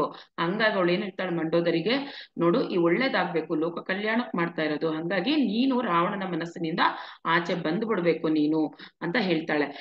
ಆಮೇಲೆ ಮತ್ತೆ ಇನ್ನೊಂದು ಮಾತು ಹೇಳ್ತಾಳೆ, ನಮ್ಗೆ ಯಾರಿಗೂ ಗೊತ್ತಿಲ್ಲ, ಮಂಡೋದರಿಗೆ ಒಬ್ಳು ಮಗಳು ಬೇರೆ ಇರ್ತಾಳೆ, ಅದು ಸೀತೆ ಜ್ಞಾಪಿಸ್ತಾಳೆ. ನೋಡು ನಿನಗೆ ಒಬ್ಳು ಮಗಳು ಕೂಡ ಇದ್ದಾಳಲ್ವಾ ಅಂತ ಕೇಳ್ತಾಳೆ. ಮಂಡೋದರಿಗೆ ಆಶ್ಚರ್ಯ ಆಗುತ್ತೆ, ಈ ವಿಚಾರ ಯಾರಿಗೂ ಗೊತ್ತಿಲ್ಲ, ಆದ್ರೆ ಸೀತೆಗೆ ಹೇಗ್ ಗೊತ್ತಾಗ್ತಾ ಇದೆ ಅಂತ ಆಶ್ಚರ್ಯದಿಂದ ಹೌದು ಅಂತ ಹೇಳ್ತಾಳೆ. ಮತ್ತೆ ಅವಳು ಹೇಳ್ತಾಳೆ, ಅವಳು ತನ್ನ ಗಂಡನ ಮನೆಯಲ್ಲಿದ್ದಾಳೆ, ಹಲವಾರು ವರ್ಷಗಳಿಂದ ನಾನು ಅವಳನ್ನ ನೋಡಿಲ್ಲ ಅಂತ ಮಂಡೋದರಿ ಹೇಳ್ತಾಳೆ. ಅವಾಗ ಸೀತೆ ಹೇಳ್ತಾಳೆ, ನೀನು ಫಸ್ಟ್ ಅವಳನ್ನ ಕರಿ, ನಿನ್ನ ಮಗಳನ್ನ ಇಲ್ಲಿಗೆ ಕರ್ಕೊಂಬ. ಯಾಕೆ ಅಂತಂತಂದ್ರೆ ನೀನು ತಿಳ್ಕೊಂಡಿರೋದಕ್ಕಿನ್ನ ಅವಳು ಇನ್ನ ಹೆಚ್ಚು ಜಾಣೆಯಾಗಿದ್ದಾಳೆ, ಮತ್ತೆ ಅವಳು ಬಂದ್ರೆ ನಿನಗವಳು ಸಹಾಯ ಮಾಡ್ತಾಳೆ, ಹಾಗಾಗಿ ನೀನು ಫಸ್ಟ್ ನಿನ್ನ ಮಗಳನ್ನ ಇಲ್ಲಿಗೆ ಕರೆಸ್ಕೋ ಅಂತ ಹೇಳ್ತಾಳೆ. ಸರಿ ಅಂತ ಅಂದ್ಬಿಟ್ಟು ಮಂಡೋದರಿ ಒಪ್ಕೊಂತಾಳೆ. ಇಷ್ಟ್ರ ನಡುವೆ ಏನಾಗುತ್ತೆ, ಇಲ್ಲಿ ಹನುಮಂತ ಸೀತೆಯನ್ನ ಹುಡುಕೊಂಡು ಬರ್ತಾನೆ ಇಲ್ಲಿ ಅಶೋಕವನಕ್ಕೆ. ಬಂದ ತಕ್ಷಣ ಸೀತೆ ಹನುಮಂತ ನೋಡಿ ತುಂಬಾ ಆಶ್ಚರ್ಯ ಪಡ್ತಾಳೆ. ಹೇಳ್ತಾಳೆ, ಹೇಗ್ ಗೊತ್ತಾಯ್ತು, ನಾನು ಇಲ್ಲಿರೋದು ನಿನ್ಗೆ ಹೇಗ್ ಗೊತ್ತಾಯ್ತು ಅಂದಾಗ, ಕಣ ಕಣದಲ್ಲಿ, ನಿನ್ನ ಕಣ ಕಣದಲ್ಲಿ ಆ ರಾಮ್ ರಾಮ್ ರಾಮ್ ಅಂತ ನೀನು ಪಠಿಸ್ತಾ ಇರೋದು, ಆ ಒಂದು ರಾಮನಾಮದ ಶಬ್ದ ನನ್ನನ್ನ ಇಲ್ಲಿಗೆ ಎಳ್ಕೊಂಡ್ ಬಂದ್ಬಿಡ್ತು, ನೀನ್ ಇಲ್ಲಿದ್ಯಾ ಅಂತ ನನಗೆ ಗೊತ್ತಾಯ್ತು ಅಂತ ಹೇಳ್ತಾಳೆ. ಆಂಜನೇಯನ ನೋಡಿದ ತಕ್ಷಣ ಸೀತೆಗೆ ಗೊತ್ತಾಗುತ್ತೆ, ಇವರು ನನಗೆ ಸಹಾಯ ಮಾಡಕ್ಕೆ ಬಂದಿರೋರು ಅಂತಂದ್ಬಿಟ್ಟು ಏನಂತಾರೆ, ಬಂದು ಕಾಲಿಗೆ ನಮಸ್ಕಾರ ಮಾಡಕ್ ಹೋಗ್ತಾಳೆ. ಯಾಕೆಂದ್ರೆ ಮಹಾದೇವನ ಅಂಶ ಅಲ್ವಾ, ನಮಸ್ಕಾರ ಮಾಡಕ್ ಹೋಗ್ತಾಳೆ. ಆದ್ರೆ ಹನುಮಂತ ಒಪ್ಪಲ್ಲ. ಇಲ್ಲ, ಮತ್ತೆ ನೀನ್ ನನಗೆ ನಮಸ್ಕಾರ ಮಾಡಬಾರ್ದು, ಯಾಕೆಂದ್ರೆ ನಾನು ಇಲ್ಲಿ ಬಂದಿರೋದು ನಿನ್ನ ಸೇವಕನಾಗಿ ಬಂದಿದ್ದೀನಿ ಅಂತ ಹೇಳ್ತಾಳೆ. ಅವಾಗ ಅವಳು ಹೇಳ್ತಾಳೆ, ನಾನು ನಿನ್ನ ಭಕ್ತನಾಗಿ ಬಂದಿದ್ದೀನಿ, ನಿಮ್ಮನ್ನ ಇಲ್ಲಿಂದ ಈ ಕಷ್ಟಗಳಿಂದ ಪಾರು ಮಾಡಕ್ಕೆ, ಶ್ರೀರಾಮನ ಜೊತೆ ನಿಮ್ಮ ಜೊತೆ ನಾನು ನಿಲ್ಲೋಕೆ ನಾನು ಬಂದಿದ್ದೀನಿ ಅಂತ ಹೇಳ್ತಾಳೆ. ಅವಾಗ ಸೀತೆ ಹೇಳ್ತಾಳೆ, ಸರಿ, ನಾನು ನಿನ್ನನ್ನ ಭಕ್ತನಾಗಿ ಸ್ವೀಕರಿಸಲ್ಲ, ಮಗನಾಗಿ ನಾನು ನಿನ್ನನ್ನ ಸ್ವೀಕರಿಸ್ತೀನಿ ಅಂತ ಹೇಳ್ತಾಳೆ. ಹಂಗಾಗಿ ಹನುಮಂತನನ್ನ ಅವಳು ಮಗನಾಗಿ ನೀನೆ ಸ್ವೀಕರಿಸ್ತಾ ಇರ್ತಾಳೆ. ಅವಾಗ ಶ್ರೀರಾಮ ಏನ್ ಮಾಡ್ತಾನೆ, ಅವಳಿಗೆ ಮಾತಲ್ಲಿ ಅಲ್ಲಿ ಉಂಗುರ ಕೊಟ್ಟು ಕಳಿಸಿರ್ತಾನೆ ಶ್ರೀರಾಮ. ಅದನ್ನ ಹನುಮಂತ ಸೀತಾಮಾತೆಗೆ ಕೊಡ್ತಾರೆ, ಆ ಉಂಗುರವನ್ನ ಕೊಡ್ತಾಳೆ. ಆ ಉಂಗುರನ ಟಚ್ ಮಾಡಿದ ತಕ್ಷಣ ಏನಾಗುತ್ತೆ, ಇವಳು ಶ್ರೀರಾಮಂಗೂ ಇವ್ರಿಗೂ ಬಿಟ್ಟೋಗಿದ್ದ ಆ ಟಚ್ ಏನಿತ್ತು, ಮತ್ತೆ ಕನೆಕ್ಟಿವಿಟಿ ಮತ್ತೇನೇನೆ ಬಿಲ್ಡ್ ಆಗುತ್ತೆ. ಉಂಗುರ ಮುಟ್ಟಿದ ತಕ್ಷಣ ಅವಳು ಆ ಉಂಗುರ ತಗೊಂಡು ಮತ್ತೆ ಏನ್ ಮಾಡ್ತಾಳೆ, ಅವಳ ಹತ್ರ ವನವಾಸಕ್ಕೆ ಬಂದಾಗ ಒಂದೇ ಒಂದು ಅವ್ರ ಅಮ್ಮ ಕೊಟ್ಟಿರೋ ಆ ಪದಕದ ಹಾರ ಅವಳ ಜೊತೆ ಇರುತ್ತೆ. ಅವಳೇನ್ ಮಾಡ್ತಾಳೆ, ಮತ್ತೆ ಅವಳ ನೆನಪಿಗಾಗಿ ಆ ಹಾರದಲ್ಲಿರುವಂತಹ ಒಂದು ಚೂಡಾಮಣಿನ ತೆಗೆದುಬಿಟ್ಟು ಹನುಮಂತನ ಕೈಗೆ ಕೊಡ್ತಾಳೆ. ಇದನ್ನ ರಾಮಂಗೆ ಸೇರಿಸ್ಬಿಡು ಅಂತಂದ್ಬಿಟ್ಟು ಆ ಚೂಡಾಮಣಿನ ಕೊಟ್ಟು ಕಳಿಸ್ತಾಳೆ. ಹೋಗೋ ಮುಂಚೆ ಹನುಮಂತ ಹೇಳ್ತಾನೆ, ಅಮ್ಮ, ನೀವು ಇಷ್ಟು ದಿನ ಆಯ್ತು ಏನೂ ತಿಂದಿಲ್ಲ, ಇಲ್ಲಿ ದಯವಿಟ್ಟು ಏನಾದ್ರು ಸ್ವಲ್ಪ ತಿನ್ನಿ ಅಂತಂದ್ಬಿಟ್ಟು ಆ ತೋಟದಲ್ಲಿರುವ ಮಾವಿನ ಹಣ್ಣುಗಳೆಲ್ಲ ಕಿತ್ಕೊಂಡ್ಬರಕ್ಕೆ ಹೋಗ್ತಾರೆ, ಆ ಹಣ್ಣಾದ್ರೂ ತಿನ್ನಿ ಅಂತ.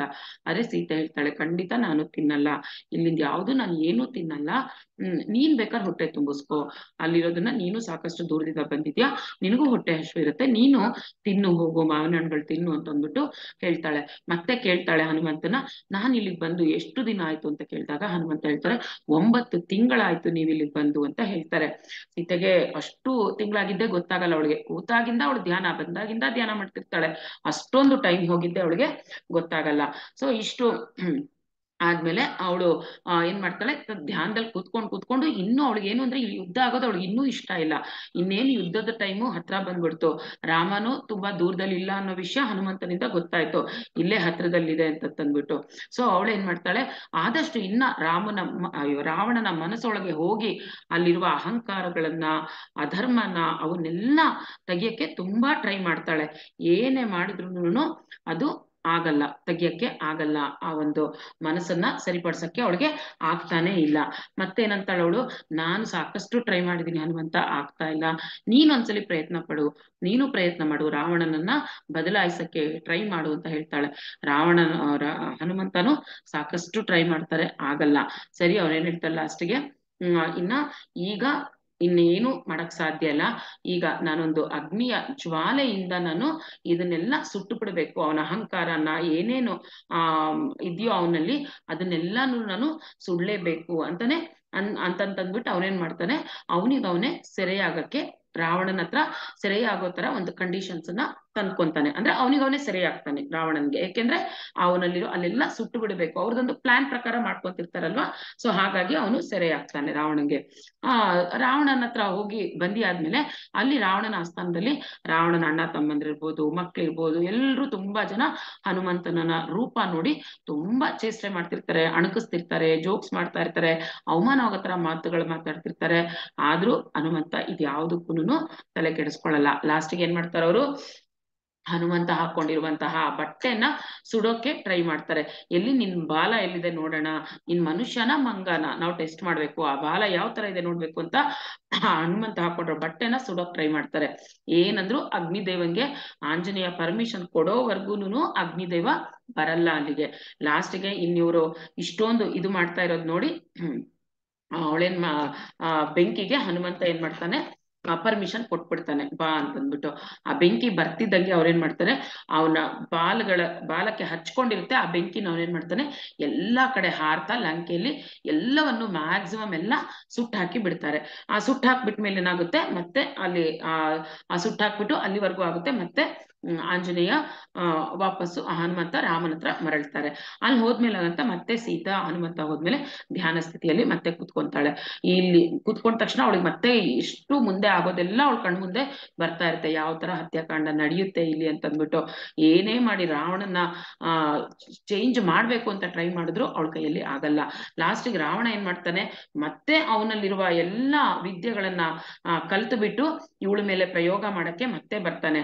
ಅಲ್ಲಿ ಏನ್ ಹೇಳ್ತಾನೆ ಅಂತಂದ್ರೆ, ಸುಳ್ಳು ಹೇಳ್ತಾನೆ. ಅಲ್ಲಿ ಬಂದ್ಬಿಟ್ಟು ಏನ್ ಹೇಳ್ತಾನೆ ಅಂದ್ರೆ, ನಿಮ್ ಮಿಥಿಲೆಯಲ್ಲಿನೂ ಯುದ್ಧ ಆಯ್ತು, ಆ ಯುದ್ಧದಲ್ಲಿ ನಿಮ್ಮ ತಂದೆ ತಾಯಿ ಎಲ್ಲ ತೀರ್ ಹೋಗ್ಬಿಟ್ಟಿದ್ದಾರೆ, ಅಲ್ಲಿ ನಿನಗೆ ಯಾರು ಇಲ್ಲ, ಇನ್ನೊಂದ್ ಸ್ವಲ್ಪ ದಿನಾನೇ ಇಲ್ಲಿ ರಾಮನನ್ನು ಸಹ ನಾನು ಸಾಯಿಸ್ಬಿಡ್ತೀನಿ, ನಿನ್ನ ನೋಡ್ಕೊಳಕ್ಕೆ ಯಾರು ಇಲ್ಲ ಅಂತ ಹೇಳ್ತಾನೆ.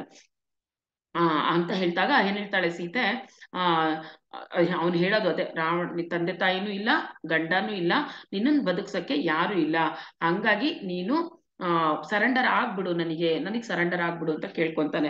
ಆದ್ರೂನು ಅವಳು ಒಂದಿಷ್ಟು ಅಲುಗಾಡಲ್ಲ. ಅವಳು ಧ್ಯಾನದ ಮೇಲೆ ಅವಳಿಗೆ ನಂಬಿಕೆ, ರಾಮನ ಮೇಲೆ ನಂಬಿಕೆ ಅಷ್ಟೇ ದೃಢವಾಗಿರ್ತಾಳೆ. ರಾವಣನ್ಗೆ ಈ ದೃಢತೆ ಹೇಗೆ ಇವಳಿಗೆ ಇರೋಕ್ ಸಾಧ್ಯ? ತಿಂಡಿ ಊಟ ಎಲ್ಲ ಬಿಟ್ಟು ನಾನು ಇಷ್ಟು ಹೆದರ್ಸ್ತಾ ಇದ್ದೀನಿ, ಇಷ್ಟು ನನ್ನ ಮನ್ಸಲ್ಲಿರೋದೆಲ್ಲ ಆಟ ಆಡಿಸ್ತಾ ಇದ್ದೀನಿ, ಅವಳಿಗೆ ಏನೇನೋ ಭ್ರಮೇಲ್ ಬೀಳೋ ತರ ಮಾಡ್ತಾ ಇದ್ದೀನಿ, ಆದ್ರೂ ಅವಳು ಭ್ರಮೇಲ್ ಬೀಳ್ತಾ ಇಲ್ಲ ಅಂದ್ರೆ ತುಂಬಾ ಸ್ಟ್ರಾಂಗ್ ಇದ್ದಾಳೆ ಇವಳು ಅಂತ ಆ ಒಂದು ಮೂಡಲ್ಲಿ ಬರ್ತಾನೆ. ಅವನ ನಿವಾಸಕ್ಕೆ ಬಂದಾಗ ಏನಾಗುತ್ತೆ, ಮಲ್ಕೊಂತಾನೆ. ಮಲಗಿದ್ದಾಗ ಇದ್ದಕ್ಕಿದ್ದಂಗೆ ಏನಾಗುತ್ತೆ, ಅವತ್ತಿನ ರಾತ್ರಿ ಸೀತಾ ಮತ್ತೆ ಇವ್ರು ಎಷ್ಟೋ ಹೆಂಗಸರಿಗೆ ಇವನು ಕಷ್ಟ ಕೊಟ್ಟಿರ್ತಾನಲ್ಲ, ಆ ಸೀತಾ ಮತ್ತೆ ಅಂತಹ ಒಂದು ಕಷ್ಟ ಅನುಭವಿಸಿರುವ ಒಂದು ಹೆಂಗಸಿನ ರೂಪದಲ್ಲಿ ಅವನ ಕನಸಲ್ಲಿ ಬಂದ್ಬಿಟ್ಟು ತುಂಬಾ ಒಂದು ಭಯಾನಕವಾಗಿ ಕಿರುಚುತ್ತಾ ರಾವಣನನ್ನ ಬೈತಾ ಇರ್ತಾಳೆ. ನೀನು ಎಷ್ಟು ಅನ್ಯಾಯ ಮಾಡಿದ್ಯಾ, ನಮಗೆಲ್ಲ ನ್ಯಾಯ ಕೊಡು, ನ್ಯಾಯ ಕೊಡು ಅಂತ ಜೋರಾಗಿ ಕಿರ್ಚ್ತಾ ಇರ್ತಾಳೆ. ಆ ಕಿರ್ಚೋ ಸ್ಟೈಲು ಅದು ರಾವಣನಿಗೆ ನಿದ್ದೆಗೆಡಿಸ್ಬಿಡುತ್ತೆ. ಅವನಿಗೆ ನಿದ್ದೆ ಮಾಡಕ್ಕೆ ಆಗಲ್ಲ, ಕಣ್ಣು ಬಿಟ್ಬಿಟ್ಟು ಕೂತ್ಕೊಂಡ್ಬಿಡ್ತಾನೆ. ಎಲ್ಲಿ ಕಣ್ಣು ಮುಚ್ಕೊಂಡ್ರೆ ಈ ತರ ಎಲ್ಲ ಕಾಣ್ತಾರೆ ಜನ ಅಂತಂತಂದ್ಬಿಟ್ಟು. ಅವತ್ತೊಂದೇ ದಿನ ಅಲ್ಲ, ಮಾರನೇ ದಿನ ನೋಡ್ತಾನೆ, ಮತ್ತೆ ನೆಕ್ಸ್ಟ್ ದಿನ ನೋಡ್ತಾನೆ. ದಿನೇ ದಿನೇ ಅವನಿಗೆ ಕನ್ಸಲ್ಲಿ ಬೇರೆ ಇದೇ ತರ ಹೆಂಗಸರುಗಳು ಬಂದು ಬಂದು ಬಂದು ಅವನ್ ಕಣ್ಣು ಮುಚ್ಚಿದ್ರೆ ಸಾಕು ಕಾಟ ಕೊಡಕ್ಕೆ ಶುರು ಮಾಡ್ತಿರ್ತಾರೆ. ನಮಗ್ ಅನ್ಯಾಯ ಮಾಡಿದ್ಯಾ, ನಮಗ್ ನ್ಯಾಯ ಬೇಕು ಅಂತ ಆತರ ಎಲ್ಲ ತುಂಬಾ ಪೀಡಿಸ್ತಾ ಇರ್ತಾರೆ. ಅಲ್ಲಿ ಏನೇನು ಯಾರ್ಯಾರು ಅವರಿಂದ ದುರ್ಬಳಕೆಗೆ ಒಳಗಾಗಿರ್ತಾರೋ ಅವರೆಲ್ಲ ಕಾಣಿಸ್ಕೊಳಕ್ ಶುರು ಮಾಡ್ತಾರೆ. ಇವನ್ ಕೈಯಲ್ಲಿ ತಡಿಯಕ್ ಆಗೋದೇ ಇಲ್ಲ. ಮಂಡೋದರಿಗೂ ಗಂಡನ ಕಷ್ಟ ನೋಡಕ್ಕಾಗಲ್ಲ. ಸರಿ, ಸೀತಾದೇವಿನೇ ಹುಡ್ಕೊಂಡ್ ಬರ್ತಾಳೆ. ಈ ತರ ನನ್ ಗಂಡಂಗೆ ರಾತ್ರಿ ಎಲ್ಲ ನಿದ್ದೆನೆ ಬರ್ತಾ ಇಲ್ಲ, ತುಂಬಾ ವಿಚಿತ್ರವಾಗಿ ಆಡ್ತಾ ಇದ್ದಾರೆ, ದಯಮಾಡಿ ಏನಾರು ಒಂದ್ ನನ್ ಗಂಡಂಗೆ ಔಷಧಿ ಕೊಡು, ನಿದ್ದೆ ಬರೋ ತರ ಔಷಧಿ ಕೊಡು ಅಂತ ಕೇಳ್ಕೊಂತಾಳೆ. ಚೆನ್ನಾಗಿ ನಿದ್ದೆ ಮಾಡೋ ತರ, ಈ ಕನಸುಗಳಿಲ್ದೆ ನಿದ್ದೆ ಮಾಡೋ ತರ ಔಷಧಿ ಕೊಡು ಅಂತ ಕೇಳ್ಕೊಂತಾಳೆ. ಸೀತಾ ಮತ್ತೆ ಅದನ್ನ ರಿಜೆಕ್ಟ್ ಮಾಡ್ತಾಳೆ. ನೀನ್ ಏನು ಮಾಡ್ಬೇಡ, ದಯವಿಟ್ಟು ನೀನು ಸುಮ್ಮನಿದ್ದು ಬಿಡು, ಯಾಕೆಂದ್ರೆ ಅವನು ಮಾಡ್ತಿರೋ ಕೆಟ್ಟ ಕೆಲಸಗಳಿಗೆ ಇನ್ನೂ ನೀನು ಸಪೋರ್ಟ್ ಮಾಡ್ಬೇಡ, ಅದಕ್ಕೊಂದು ಎಂಡ್ ಅಂತ ಬೇಕೇ ಬೇಕು. ಆ ನ್ಯಾಯ ಮಾರ್ಗದಲ್ಲಿ ಅವನನ್ನ ನಡೆಸ್ಕೊಳಕ್ಕೆ ಬಿಟ್ಟು ಬಿಡು, ಅವನನ್ನ ಬಿಟ್ಟು ಬಿಡು, ಯಾವುದೇ ರೀತಿ ಈ ತರ ನಾನ್ ಹೆಲ್ಪು ಮಾಡಲ್ಲ, ನೀನ್ ಕೇಳು ಬೇಡ, ನಿನ್ನ ದಾರಿಲಿ ನೀನಿರು ಅಂತ ಹೇಳಿ ಮತ್ತೆ ಕಳಿಸ್ತಾಳೆ. ಅದಾದ್ಮೇಲೆ ರಾವಣ ಇದೇ ತರ ಒಂದ್ 2-3 ವಾರ ತುಂಬಾ ಕಷ್ಟ ಪಡ್ತಾರೆ. ಮತ್ತೆ ಅವರು ತಾಯಿ ಈ ತರ ಬರ್ತಾನೆ ಲಾಸ್ಟಿಗೆ, ಯಾಕೆ ಈ ತರ ಎಲ್ಲ ಕನ್ಸುಗಳು ಕಾಣ್ತಾ ಇದೆ ಅಂತ. ಆಮೇಲೆ ಹಗಲೊತ್ತು ಕಾಣಕ್ ಶುರು ಆಗೋಗುತ್ತೆ ಕಣ್ಣು ಮುಂದೆ ಆ ದೃಶ್ಯಗಳು, ಹಗಲೊತ್ತುನು ಕಾಣಕ್ಕೆ ಶುರು ಆಗ್ಬಿಡ್ತಾರೆ. ಇನ್ನ ತಡಿಯಕ್ಕಾಗದೆ ಅವನು ಮತ್ತೇನು ಸೀತೆ ಹತ್ರ ಬರ್ತಾರೆ. ಇದ್ರಲ್ಲೂ ಸೀತೆ ಹತ್ರ ಬರ್ತಾನೆ. ಫಸ್ಟ್ ಸೀತೆ ಹತ್ರ ಬಂದಾಗ ನನಗ್ ತಡಿಯಕ್ ಆಗ್ತಿಲ್ಲ, ನಾನು ನಿನ್ನ ಕೊಂದು ಬಿಡ್ತೀನಿ ಅಂತ ಅಂದ್ಬಿಟ್ಟು ಖಡ್ಗ ತೆಗಿತಾನೆ. ನಾನು ನಿನ್ನ ಕೊಂದು ಬಿಡ್ತೀನಿ, ನೀನ್ ತುಂಬಾನೇ ಆಟ ಆಡ್ತಿದ್ಯಾ, ನನ್ ಕೈಲಿ ಆಗ್ತಾ ಇಲ್ಲ ಅಂತಂದ್ಬಿಟ್ಟು ಕೊನ್ಲಕ್ಕೆ ಅಂತಂದ್ಬಿಟ್ಟು ಇನ್ನೇನ್ ಹಿಂಗ್ ತಗೊಂಡು ಹತ್ರ ಬರ್ತಾ ಇರ್ತಾನೆ. ಮತ್ತೆ ಯಾವ್ದೋ ಒಂದು ಶಕ್ತಿ ಬಂದು ಆ ಖಡ್ಗಕ್ಕೆ ಮತ್ತೆ ಅವಳಿಗೆ ಮಧ್ಯದಲ್ಲಿ ನಿಂತ್ಕೊಳುತ್ತೆ. ಮತ್ತೆ ನಾನು ಏನ್ ಮಾಡಕ್ ಹೋದ್ರು ಒಟ್ಟು ಅವನಿಗೆ ಆಗ್ತಾ ಇರಲ್ಲ. ಅವಳ ಧ್ಯಾನ ಮಹಿಮೆ, ಆ ಧ್ಯಾನದ ಶಕ್ತಿ ಅಷ್ಟು ಅವಳಿಗೆ. ಅಲ್ಲಿ ಬೇರೆ ಅಯೋಧ್ಯೆಯಲ್ಲಿ ಆ ಒಂದು ಪಟ್ಟಣಗಳು ಇವಳಿಗೋಸ್ಕರ ನಡೀತಾನೆ ಇರುತ್ತಲ್ಲ, ಅದು ಒಂದು ರಕ್ಷಣಾ ಕವಚ ಅವಳಿಗೆ ಇದ್ದೇ ಇರುತ್ತೆ. ಹಂಗಾಗಿ ಅವನು ಮತ್ತೆ ಅವಳನ್ನ ಮುಟ್ಟಕ್ಕೆ ಆಗದೇ ಇಲ್ಲ. ಮತ್ತೆ ರಾತ್ರಿ ನಿದ್ದೆ ಮಾಡಿದಾಗ ಅವನಿಗೆ ಏನಾಗುತ್ತೆ, ಅವನೇ ಹೋಗಿ ಸ್ವಯಂ ನಾರಾಯಣನ ಎದುರುಗಡೆ ನಿಂತಂಗೆ ಅವನಿಗೆ ಕನಸಲ್ಲಿ ಕಾಣಿಸುತ್ತೆ. ಏನ್ ಅವನಿಗೆ ಆ ಕನಸಲ್ಲಿ ಕಾಣಿಸ್ದಾಗ ಮತ್ತೆ ಅವನ್ ಏನ್ ಹೇಳ್ತಾನೆ ಅಂತಂತಂದ್ರೆ, ಆ ಅವಳು ಏನು ಒಂದು ಮಾತಿಲ್ಲಿ ಹೇಳ್ತಾರೆ ಮುಂದೆ ಒಂದು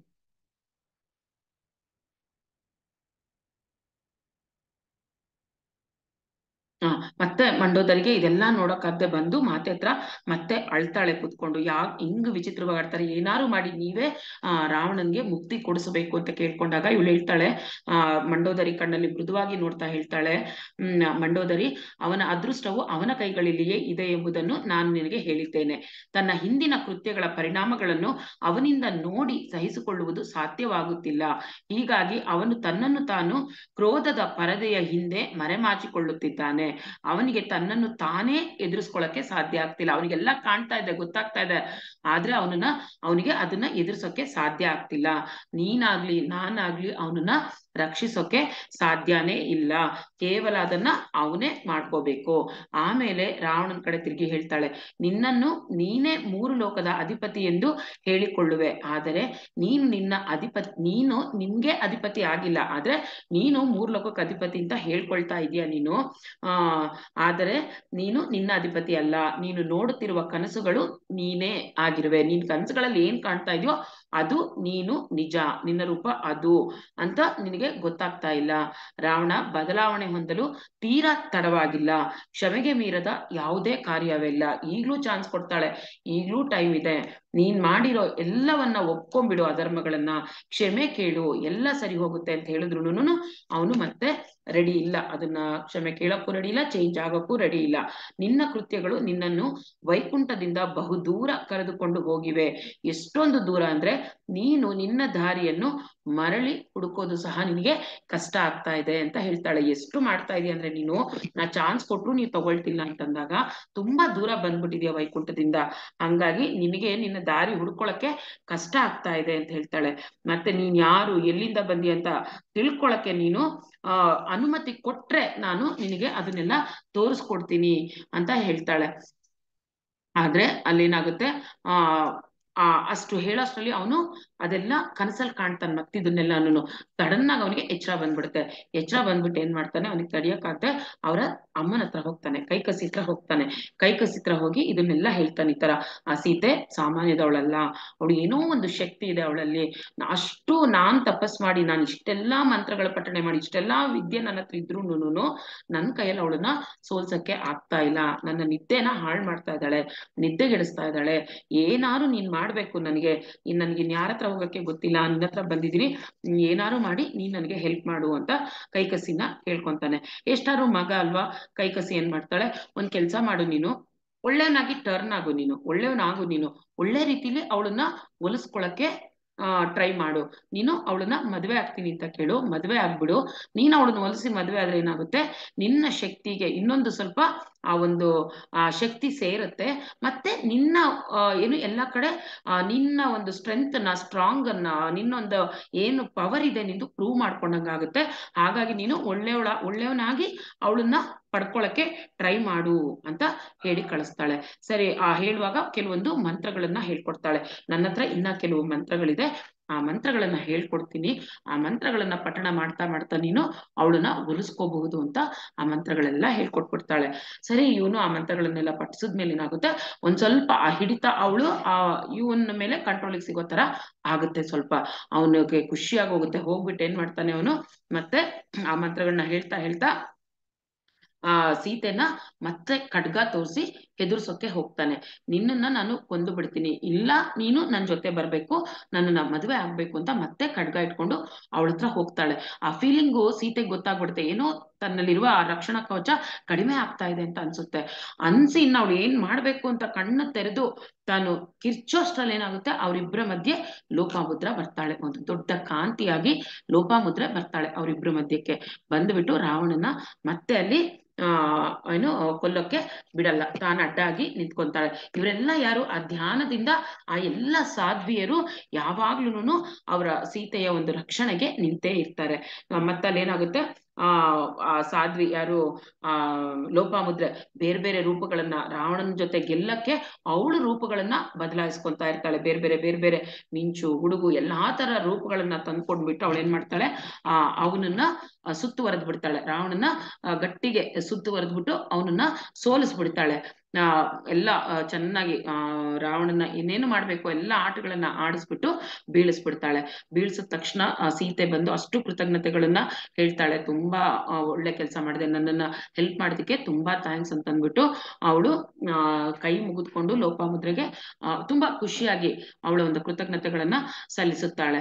ಮತ್ತೆ ಆಮೇಲೆ ಹೇಳ್ತಾಳೆ, ಇವಳು ಲೋಪಾಮುದ್ರೆ ಏನ್ ಹೇಳ್ತಾಳೆ, ಸೀತೆ ನಿನ್ನ ಪಾಲಿನದನ್ನ ನೀನೀಗೆಲ್ಲ ಮಾಡ್ಬಿಟ್ಟಿದ್ಯಾ, ನೀನ್ ಎಷ್ಟು ಮಾಡ್ಬೇಕೋ ಅದನ್ನೆಲ್ಲ ನೀನ್ ಇವಾಗ ಮಾಡ್ಬಿಟ್ಟಿದ್ಯಾ, ಇನ್ನ ಏನಿದ್ರು ಈಗ ರಾಮನಿಗೆನೆ ನಾವು ಬಿಡ್ಬೇಕಷ್ಟೇನೇನೆ. ರಾವಣನ ಬಾಹ್ಯ ವರ್ತನೆಯಿಂದ ನೀನು ಮೋಸ ಹೋಗ್ಬೇಡ. ನೀನು ಇನ್ನ ಶ್ರೀರಾಮ ಬರೋವರೆಗೂ ನೀನ್ ತುಂಬಾ ಹುಷಾರಾಗಿರ್ಬೇಕು.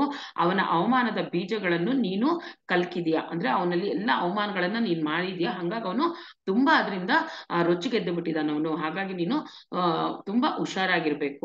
ಮತ್ತೆ ಏನ್ ಹೇಳ್ತಾಳೆ, ಇದು ರಾಮನ ವಿಜಯಕ್ಕೆ ದಾರಿಯನ್ನು ತೆರೆಯುತ್ತದೆ. ಈಗ ನಿನ್ನ ಗಮನವನ್ನು ಎದುರಿಗೆ ಇರುವ ಬಾಹ್ಯ ಸಮರದತ್ತ ತಿರುಗಿಸಬೇಕು. ಲೋಕಗಳ ಸಮತೋಲನವು ಈ ಯುದ್ಧದ ಮೇಲೆ ಅವಲಂಬಿಸಿದೆ ಮತ್ತು ಅದು ಭಯಂಕರವಾಗಿ ಸಂಭವಿಸುತ್ತದೆ. ನೀನು ಶ್ರೀರಾಮನ ಸೈನ್ಯಕ್ಕೆ ಪುನರುತ್ಪಾದನೆಯ ಶಕ್ತಿಯನ್ನು ಪೋಷಿಸಬೇಕು. ಇದರಿಂದ ಅವರು ಸೋಲನ್ನು ಅನುಭವಿಸುವುದಿಲ್ಲ. ನಾವೆಲ್ಲರೂ ಸಹಾಯ ಮಾಡಲು ಸಮರ್ಥರಾಗಿದ್ದೇವೆ ಅಂತ ಹೇಳ್ಬಿಟ್ಟು ಅವಳ ಬೆಳಕಿನ ರೂಪ ಏನಿರುತ್ತೆ ಅದು ಹೊರಟೋಗ್ಬಿಡುತ್ತೆ. ಅಂದ್ರೆ ನೀನ್ ತುಂಬಾ ಹುಷಾರಾಗಿರ್ಬೇಕು, ಮತ್ತೆ ನೀನು ಶ್ರೀರಾಮನ್ಗೆ ಫುಲ್ಲು ಸಪೋರ್ಟಿವ್ ಆಗಿದ್ದು ಆ ಸೈನ್ಯಕ್ಕೆ ಒಂದು ಸ್ಟ್ರೆಂತ್ ಬರೋ ತರ ನಾವೆಲ್ಲನೂ ಮಾಡ್ಬೇಕು ಅಂತ ಹೇಳ್ಬಿಟ್ಟು ಅವಳು ಲೋಪಾಮುದ್ರೆ ಮಾಯ ಆಗ್ಬಿಡ್ತಾಳೆ.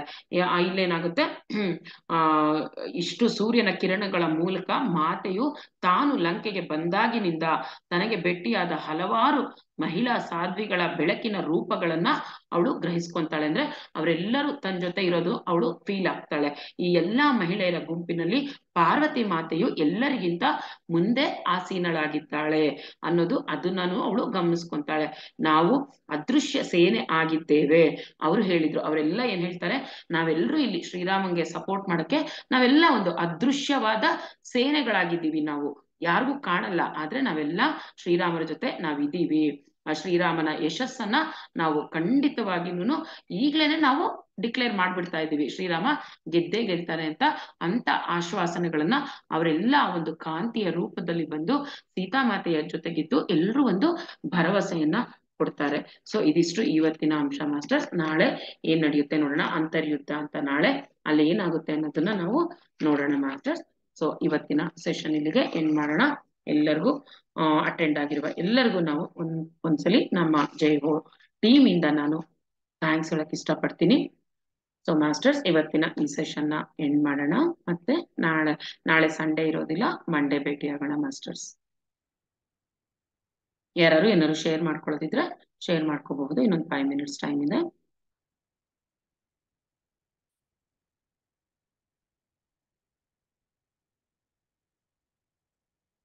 ಹೇಳಿ ಮೇಡಮ್. ಅನಿತಾ ಮೇಡಮ್. ಹಲೋ, ನಮಸ್ತೆ. Good evening. ನಮಸ್ತೆ, ಗುಡ್ ಈವ್ನಿಂಗ್. ಹೇಳಿ ಗುಡ್ ಈವ್ನಿಂಗ್ ಮ್ಯಾಮ್. ನಿನ್ನೆ ನಾವು ಕೂಡ ಸ್ವ ಅಧ್ಯಾಯದಲ್ಲಿ ಇದು ಯಾರು ಹನುಮಂತ ಬಂದು ಸೀತೆಗೆ ಉಂಗುರ ಕೊಡ್ತಾನಲ್ಲ, ಅದನ್ನೇ ಓದಿದ್ವಿ. ನೀವು ಅದನ್ನೇ ಹೇಳಿದ್ರಿ, ಬಹಳ ಖುಷಿ ಆಯ್ತು ನಮ್ಗೆ. ನೀವು ನಿನ್ನೆ ನಾವು ಓದಿದ್ಕು ಇವತ್ತು ನೀವು ಹೇಳಿದ್ಕು ತುಂಬಾ ಖುಷಿ ಆಯ್ತು ಮೇಡಮ್.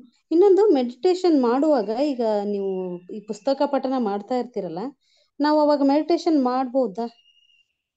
ಅಂದ್ರೆ ನಿಮ್ಗೆ ಆಗುತ್ತೆ ಅಂದ್ರೆ ಮಾಡ್ಬೋದು, ಪರವಾಗಿಲ್ಲ. ಅಂದ್ರೆ ಕಿವಿ ಕೇಳಿಸ್ಕೊಳ್ತಾನೆ ಇರ್ತೀರಂದ್ರೆ ಮಾಡ್ಬೋದು. ಯಾಕೆ ಡೀಪ್ ಸ್ಟೇಟ್ಗೆ ಹೋಗ್ಬಿಟ್ಟಾಗ ನಿಮ್ಗಿದು ಕೇಳಲ್ಲ ಕೆಲವೊಂದ್ಸಲಿ. ಹೌದಾ? ನೀವು ಇಲ್ಲ ಅವೇರ್ನೆಸ್ ಅಲ್ಲಿ ಇದ್ದು ಕೇಳಿಸ್ಕೊಂತಾನೆ ಇರ್ತೀನಿ ಅಂದ್ರೆ ಕಣ್ಣು ಮುಚ್ಕೊಂಡು ಕೂತ್ಕೋಬಹುದು.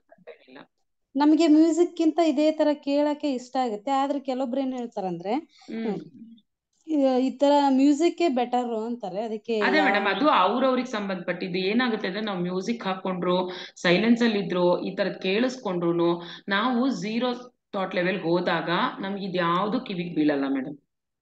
ಹೌದಾ? ನಾವು ಫುಲ್ಲು ಡೀಪ್ ಸ್ಟೇಟ್ಗೆ ಹೋಗಿರ್ತೀವಿ, ಅಲ್ಲಿ ಏನು ನಮ್ಗೆ ಒಂದು ಅಲ್ಲಿ ಶೂನ್ಯ ಸ್ಥಿತಿಲಿ ಇರ್ತೀವಿ ನಾವು. ಆಕ್ಚುಲಿ ನಿಮಗೆ ಆರಾಮ್ ಅನಿಸ್ತಾ ಇದೆ, ಕೂತ್ಕೊಂಡು ಕಣ್ಮುಚ್ಕೊಂಡು ಕೇಳ್ತೀನಿ ಅಂದ್ರೆ ಕೇಳಿ, ತಪ್ಪೇನಿಲ್ಲ.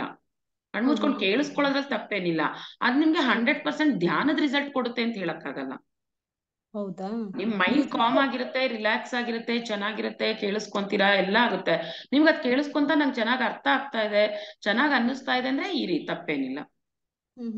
ನಮಗೆ ಧ್ಯಾನದಲ್ಲಿ ಕೂತಾಗ ನಮಗೆ ಏನ್ ಮೇನ್ ಬರ್ಬೇಕು ನಮಗೆ ಅಂದ್ರೆ ನಾವು ಆ ಎನರ್ಜಿಗೋಸ್ಕರ ಕೂತಿರ್ತೀವಲ್ವಾ, ಕಾಸ್ಮಿಕ್ ಎನರ್ಜಿಗೋಸ್ಕರ ಕೂತಿರ್ತೀವಿ. ನಮ್ ಮನಸ್ಸು ಇನ್ನೊಂದ್ ಕಡೆ ಕೆಲಸ ಮಾಡ್ತಾ ಇದೆ ಅಂದಾಗ ಅಲ್ಲಿ 100% ನಮ್ಗೆ ಆ ಎನರ್ಜಿ ರಿಸೀವ್ ಆಗಲ್ಲ. ಓಹೋ ಎಸ್ ಅಷ್ಟೇ, ಅದೊಂದು ಇದಷ್ಟೇ. ನೀವು ಕಣ್ಮುಚ್ಕೊಂಡು ಕೇಳಕ್ ಚೆನ್ನಾಗಿದೆ ಅಂತಂದ್ರೆ ಕೇಳಿಸ್ಕೋಬಹುದು, ತಪ್ಪೇನಿಲ್ಲ. ತಪ್ಪೇನಿಲ್ವಾ? ಈಗ ಲಾಂಗ್ ಟೈಮ್ ಮಾಡ್ತೀವಿ ಅಂದಾಗ ಮ್ಯೂಸಿಕ್ ಬೆಟರ್ ಅಲ್ವಾ? ಮ್ಯೂಸಿಕ್ ಅದ್ ನಿಮ್ ಇಷ್ಟ, ಅದನ್ನೇ ಹೇಳ್ತಾ ಇರೋದು. ಪ್ರಾಕ್ಟೀಸ್ ಆದ್ಮೇಲೆ ನಮಗೆ ಅದು ಒಬ್ಬೊಬ್ಬ ಮನುಷ್ಯಂಗೆ ಒಂದೊಂದು ಸರಿ ಹೋಗುತ್ತೆ ಮೇಡಮ್. ಎಲ್ರಿಗೂ ಒಂದೇ ಅಂತ ಹೇಳಕ್ಕಾಗಲ್ಲ. ಕೆಲವ್ರಿಗೆ ಮ್ಯೂಸಿಕ್ ಇದ್ರೆ ಚೆನ್ನಾಗಿರುತ್ತೆ, ಕೆಲವ್ರಿಗೆ ಮ್ಯೂಸಿಕ್ ಇಲ್ದೆ ಚೆನ್ನಾಗಿರುತ್ತೆ. ಎರಡೂ ತರದವರು ಇರ್ತಾರೆ. ಈಗ ನಿಮಗೆ ಯಾವ್ದು ಚೆನ್ನಾಗ್ ಅನ್ಸುತ್ತೋ ಅದನ್ನ ಅಳವಡಿಸ್ಕೊಳ್ಳಿ. ಬಿಗಿನರ್ಸಿಗಂತೂ ಸ್ಟಾರ್ಟಿಂಗ್ ಅಲ್ಲಿ ಮ್ಯೂಸಿಕ್ ಇದ್ರೆ ಅವ್ರಿಗೆ ಚೆನ್ನಾಗಿ ಜಾಸ್ತಿ ಹೊತ್ತು ಕೂರಕ್ಕೆ ಹೆಲ್ಪ್ ಆಗುತ್ತೆ. ಆ ಮ್ಯೂಸಿಕಲ್ ಎನರ್ಜಿನೂ ಜೊತೆ ಆಡ್ ಆಗುತ್ತೆ, ಚೆನ್ನಾಗಿರುತ್ತೆ. ನಾನ್ ಮಾಡಿ ನಮ್ಗೆ ಅಭ್ಯಾಸ ಆಗ್ಬಿಟ್ಟಿದ್ಯಲ್ಲ, ನಂಗೆ ಏನು ಮ್ಯೂಸಿಕ್ ಇಲ್ದೇನು ನಂಗೆ ಚೆನ್ನಾಗ್ ಅನ್ನಿಸ್ತಾ ಇದೆ ಅಂದ್ರೆ ಸೈಲೆಂಟ್ ಆಗಿ ಕೂತ್ಕೊಂಡ್ಬಿಡಿ, ತಪ್ಪೇನಿಲ್ಲ. ಎರಡೂ ಒಳ್ಳೇದು. ನಿಮ್ಗೆ ಯಾವ್ದಾಗುತ್ತೋ ಅದ್ರಲ್ಲಿ ಕೂತ್ಕೊಳ್ಳಿ. ನಮಗೆ ಮೇಯ್ನ್ ಏನು ಆ ಶೂನ್ಯ ಸ್ಥಿತಿಗೆ ಹೋಗೋದಷ್ಟೇನೆ, ಅದು ಮೇಯ್ನ್. ಇನ್ನೊಂದ್ ಮ್ಯಾಮ್ ಏನಂದ್ರೆ ಆದರ್ಶ ಸೂತ್ರಗಳು ಇದಾವಲ್ಲ, ಬೆಳ್ಳುಳ್ಳಿ, ಮಶ್ರೂಮು ಇವೆಲ್ಲ ತಿನ್ಬಾರ್ದು ಅಂತ. ಅದೇ ತರನಾಗಿ ಜೇನು ತಿನ್ಬಾರ್ದಾ? ಹನಿ ವಿಗಾನ್ ಅಂತ ನಾವು ನೋಡಿದಾಗ ಜೇನು ತಿನ್ಬಾರ್ದು. ಅದ್ರಲ್ಲಿ ಕೊಟ್ಟಿದಾರಲ್ಲ ಹೌದು, ರೇಷ್ಮೆದ್ದು. ಜೇನುನು ತಿನ್ಬೇಡಿ ಅಂತಾನೆ ಹೇಳ್ತಾರೆ. ಯಾಕೆಂದ್ರೆ ಅದು ಆ ಜೇನು ನೊಣಗಳನ್ನ ಇದು ಮಾಡಿ ನಾವು ಹಿಂಸೆ ಕೊಟ್ಟಂಗೆ ಅಲ್ವಾ ಅದೂನು, ಹಂಗಾಗಿ ಬೇಡ ಅಂತ ಹೇಳ್ತಾರೆ. ಹೌದಾ, ತಿನ್ಬಾರ್ದ ಜೇನನ್ನು? ತಿನ್ಬಾರ್ದು ಅಂತಾನೆ ಹೇಳ್ತಾರೆ. ಅದನ್ನ ಹೇಳ್ತಾ ಇಲ್ವಾ, ನಾವು ನಿಧಾನಕ್ಕೆ ಒಂದೊಂದು ಅಡಾಪ್ಟ್ ಮಾಡ್ಕೋಬೇಕಷ್ಟೇ. ಹೇಳ್ತಾರೆ ಬೇಡ, ಯಾಕೆಂದ್ರೆ ಈಗ ಆರೋಗ್ಯದ ಇದ್ರಲ್ಲಿ ನೋಡಿದಾಗ ಜೇನು ಒಳ್ಳೇದು ಅಂತ ತಗೊಳಕ್ ಹೇಳ್ತಾರೆ. ಈ ತರ ಆಧ್ಯಾತ್ಮಿಕವಾಗಿ ಬಂದಾಗ ಬೇಡ ಅಂತ ಹೇಳ್ತಾರೆ. ಏನಂದ್ರೆ ನಾವು ಮೆಡಿಟೇಷನ್ ಮಾಡ್ತಾ ಇದ್ದಾಗ ಆರೋಗ್ಯ ತನಗ್ ತಾನೇ ಸುಧಾರಿಸಿದಾಗ ನಮ್ಗೆ ಇದು ಯಾವ್ದು ಬೇಕಾಗೂ ಇಲ್ಲ. ಈಗ ಹಾಲು ಒಳ್ಳೇದು ಅಂತ ತಗೊಂತೀವಿ, ಮೊಸರು ಒಳ್ಳೇದು ಅಂತ ತಗೊಂತೀವಿ, ಜೇನುತುಪ್ಪ ಒಳ್ಳೇದು ಅಂತ ತಗೊಂತೀವಿ. ಯಾವಾಗ ನಾವು ಧ್ಯಾನ ಸಾಧನೆ ಜಾಸ್ತಿ ಆಗ್ತಾ ಹೋಗುತ್ತೋ ನಮ್ಗೆ ಇದು ಯಾವ್ದು ಇಲ್ದೇನು ನಾವು ಬ್ಯಾಲೆನ್ಸ್ ಮಾಡ್ಬೋದು. ನಮ್ ದೇಹಕ್ಕೆ ಏನ್ ಬೇಕೋ ಅದ್ ಸಿಗ್ತಾ ಇರುತ್ತೆ. ಅದಕ್ಕೆ ಎಷ್ಟು ಮಾಡ್ಬೇಕು ನಾವು ಅವಾಗ ಸಾಧನೆ ಮಾಡ್ಬೇಕು, ಎಷ್ಟು ಸಾಧನೆ ಮಾಡ್ದಾಗ ಇದೆಲ್ಲ ಆಗುತ್ತೆ ಅಂತ ನಮಗ್ ನಾವು ತಿಳ್ಕೊಬೇಕು. ನಮಗೆ ಗೊತ್ತಾಗುತ್ತೆ ನಮ್ಮ ದೇಹ ಸ್ಥಿತಿ, ಎಷ್ಟೊತ್ ಮಾಡ್ಬೇಕು, ಏನ್ ಮಾಡ್ಬೇಕು ಅಂತ. ಜಾಸ್ತಿ ಮಾಡ್ಬೇಕು ಮೇಡಮ್. ಬಟ್ ರೇಷ್ಮೆ ಉಳಿದಿದೆಯಲ್ಲ, ಅದು ಹೇಗೆ? ತುಂಬಾ ಹಿಂಸೆ ಅಲ್ವಾ ಮೇಡಮ್? ರೇಷ್ಮೆಗಂತೂ ಇನ್ನೂ ಹಿಂಸೆ. ಉಟ್ಕೊಳ್ಳೇಬಾರ್ದು ರೇಷ್ಮೆ. ನಾನಂತೂ ಬಿಟ್ಟಿದ್ದೀನಿ. ನಾನು ಉಡಲ್ಲ, ನನ್ ಮಗಳು ತಗೊಳಲ್ಲ. ನನ್ಗದು ಕನ್ಫ್ಯೂಷನ್ ಇತ್ತು. ಮತ್ತ ಅದೇ ಪೂಜೆಗೆಲ್ಲ ಅದೇ ಶ್ರೇಷ್ಠ ಅಂತಾರಲ್ಲ. ಅದೇ ನೋಡಿ. ಇಲ್ಲ ಮೇಡಮ್, ನಾನು ಉಡ್ಬಾರ್ದು. ನೀವು ಗಮನಿಸಿದ್ರಲ್ವಾ, ನಮ್ಮ ಪೇರೆಂಟ್ಸ್ ಎಲ್ಲ ಆಂಧ್ರದವರು, ಅವರೆಲ್ಲ ರೇಷ್ಮೆ ಅವಾಗ ಬಳಸ್ತಾನೆ ಇರ್ಲಿಲ್ಲ. ಕಾಟನ್ ಬಟ್ಟೆನೆ ಅವ್ರು ಹಾಕೊಂತಾ ಇದ್ದಿದ್ದು. ಪೂಜೆ ಆಗ್ಲಿ, ಮದ್ವೆಗಳಾಗ್ಲಿ, ಏನಾಗ್ಲಿ ಅವ್ರು ಕಾಟನ್ ಬಟ್ಟೆಲ್ಲೇ ಇರ್ತಾ ಇದ್ದಿದ್ದು. ಈ ನಡುವೆ ಇದು ಹೆಚ್ಚಾಗಿ ಅಲ್ಲೂ ಎಲ್ಲ ಸ್ವಲ್ಪ ರೇಷ್ಮೆ ಬಂದಿದೆ. ರೇಷ್ಮೆ ಬೇಡ ಮೇಡಮ್. ಎಷ್ಟು ಕನ್ಫ್ಯೂಷನ್ ಇತ್ತು ಸ್ವಲ್ಪ, ಅದಕ್ಕೆ ಕೇಳೋಣ. ಇನ್ನೊಂದ ಇದು ಮಾಂಸಾಹಾರ ತಿನ್ಬಾರ್ದಲ್ವಾ? ಅದಕ್ಕೆ ಈಗ ಕೆಲವೊಬ್ರು ಸಸ್ಯಾಹಾರಿಗಳು ಇರ್ತಾರಲ್ಲ, ಅವ್ರೇನಂದ್ರೆ ಸಪ್ಲಿಮೆಂಟ್ ತಗೊಂತಾರೆ. ಅದು ಕೂಡ ಯೋಗ್ಯ? ವೆಜಿಟೇರಿಯನ್ ತಗೊಳ್ಳಿ. ನಾನ್ ವೆಜಿಟೇರಿಯನ್ ಸಪ್ಲಿಮೆಂಟ್ ಯಾಕೆ ತಗೋಬೇಕು? ವೆಜಿಟೇರಿಯನ್ ಸಪ್ಲಿಮೆಂಟ್ಸ್ ತಗೊಳ್ಳಿ, ಬೇಕು ಅಂತ. ಈಗ ಫಿಶ್ ಆಯಿಲ್ ಅಂತ ಸಿಗುತ್ತಲ್ಲ, ಹೌದು, ಬೇಡ, ತಗೋಬೇಡಿ. ತಗೋಬಾರ್ದು. ತಗೋಬೇಡಿ. ಅದ್ರದ್ದೇ ವೆಜಿಟೇರಿಯನ್ ಇದೆ. ಫ್ಲಾಕ್ಸ್ ಸೀಡ್ ಸಿಗುತ್ತೆ, ಫ್ಲಾಕ್ಸ್ ಆಯಿಲ್ ಸಿಗುತ್ತೆ, ಅದನ್ನ ತಗೊಳ್ಳಿ. ವೆಜಿಟೇರಿಯನ್ ಅದು. ಇದೆ ಮೇಡಮ್, ಎಲ್ಲದಕ್ಕೂ ವೆಜಿಟೇರಿಯನ್ ಇದೆ. ಇವಾಗ ಎಗ್ ಹೇಳ್ತಾರೆ ಪ್ರೋಟೀನ್ ಅಂತ. ಎಗ್ಗಿನ ಕಾಬೂಲ್ ಕಡ್ಲೆಕಾಳು, ಎಗ್ ಎಷ್ಟಿದೆಯೋ ಅದು 3ರಷ್ಟಿದೆ ಕಾಬೂಲ್ ಕಡ್ಲೆಕಾಳಲ್ಲಿ. ನಾವ್ ಅದನ್ನ ತಿಳ್ಕೊಂಡು ಯಾವ್ದ್ರಿಂದ ನಮ್ಗೆ ಏನ್ ಬರುತ್ತೆ ಅನ್ನೋದನ್ನ ತಗೊಂಡಾಗ ಚೆನ್ನಾಗಿರುತ್ತೆ. ಒಂದ್ಸರಿ ಫುಡ್ ಸೆಕ್ಷನ್ ಮಾಡಿ ಮೇಡಮ್. ಖಂಡಿತ ಮೇಡಮ್, ಖಂಡಿತ ಮಾಡೋಣ. ಇದಾದ್ಮೇಲೆ ಮಾಡೋಣ. Okay madam, thank you. Thank you masters, thank you.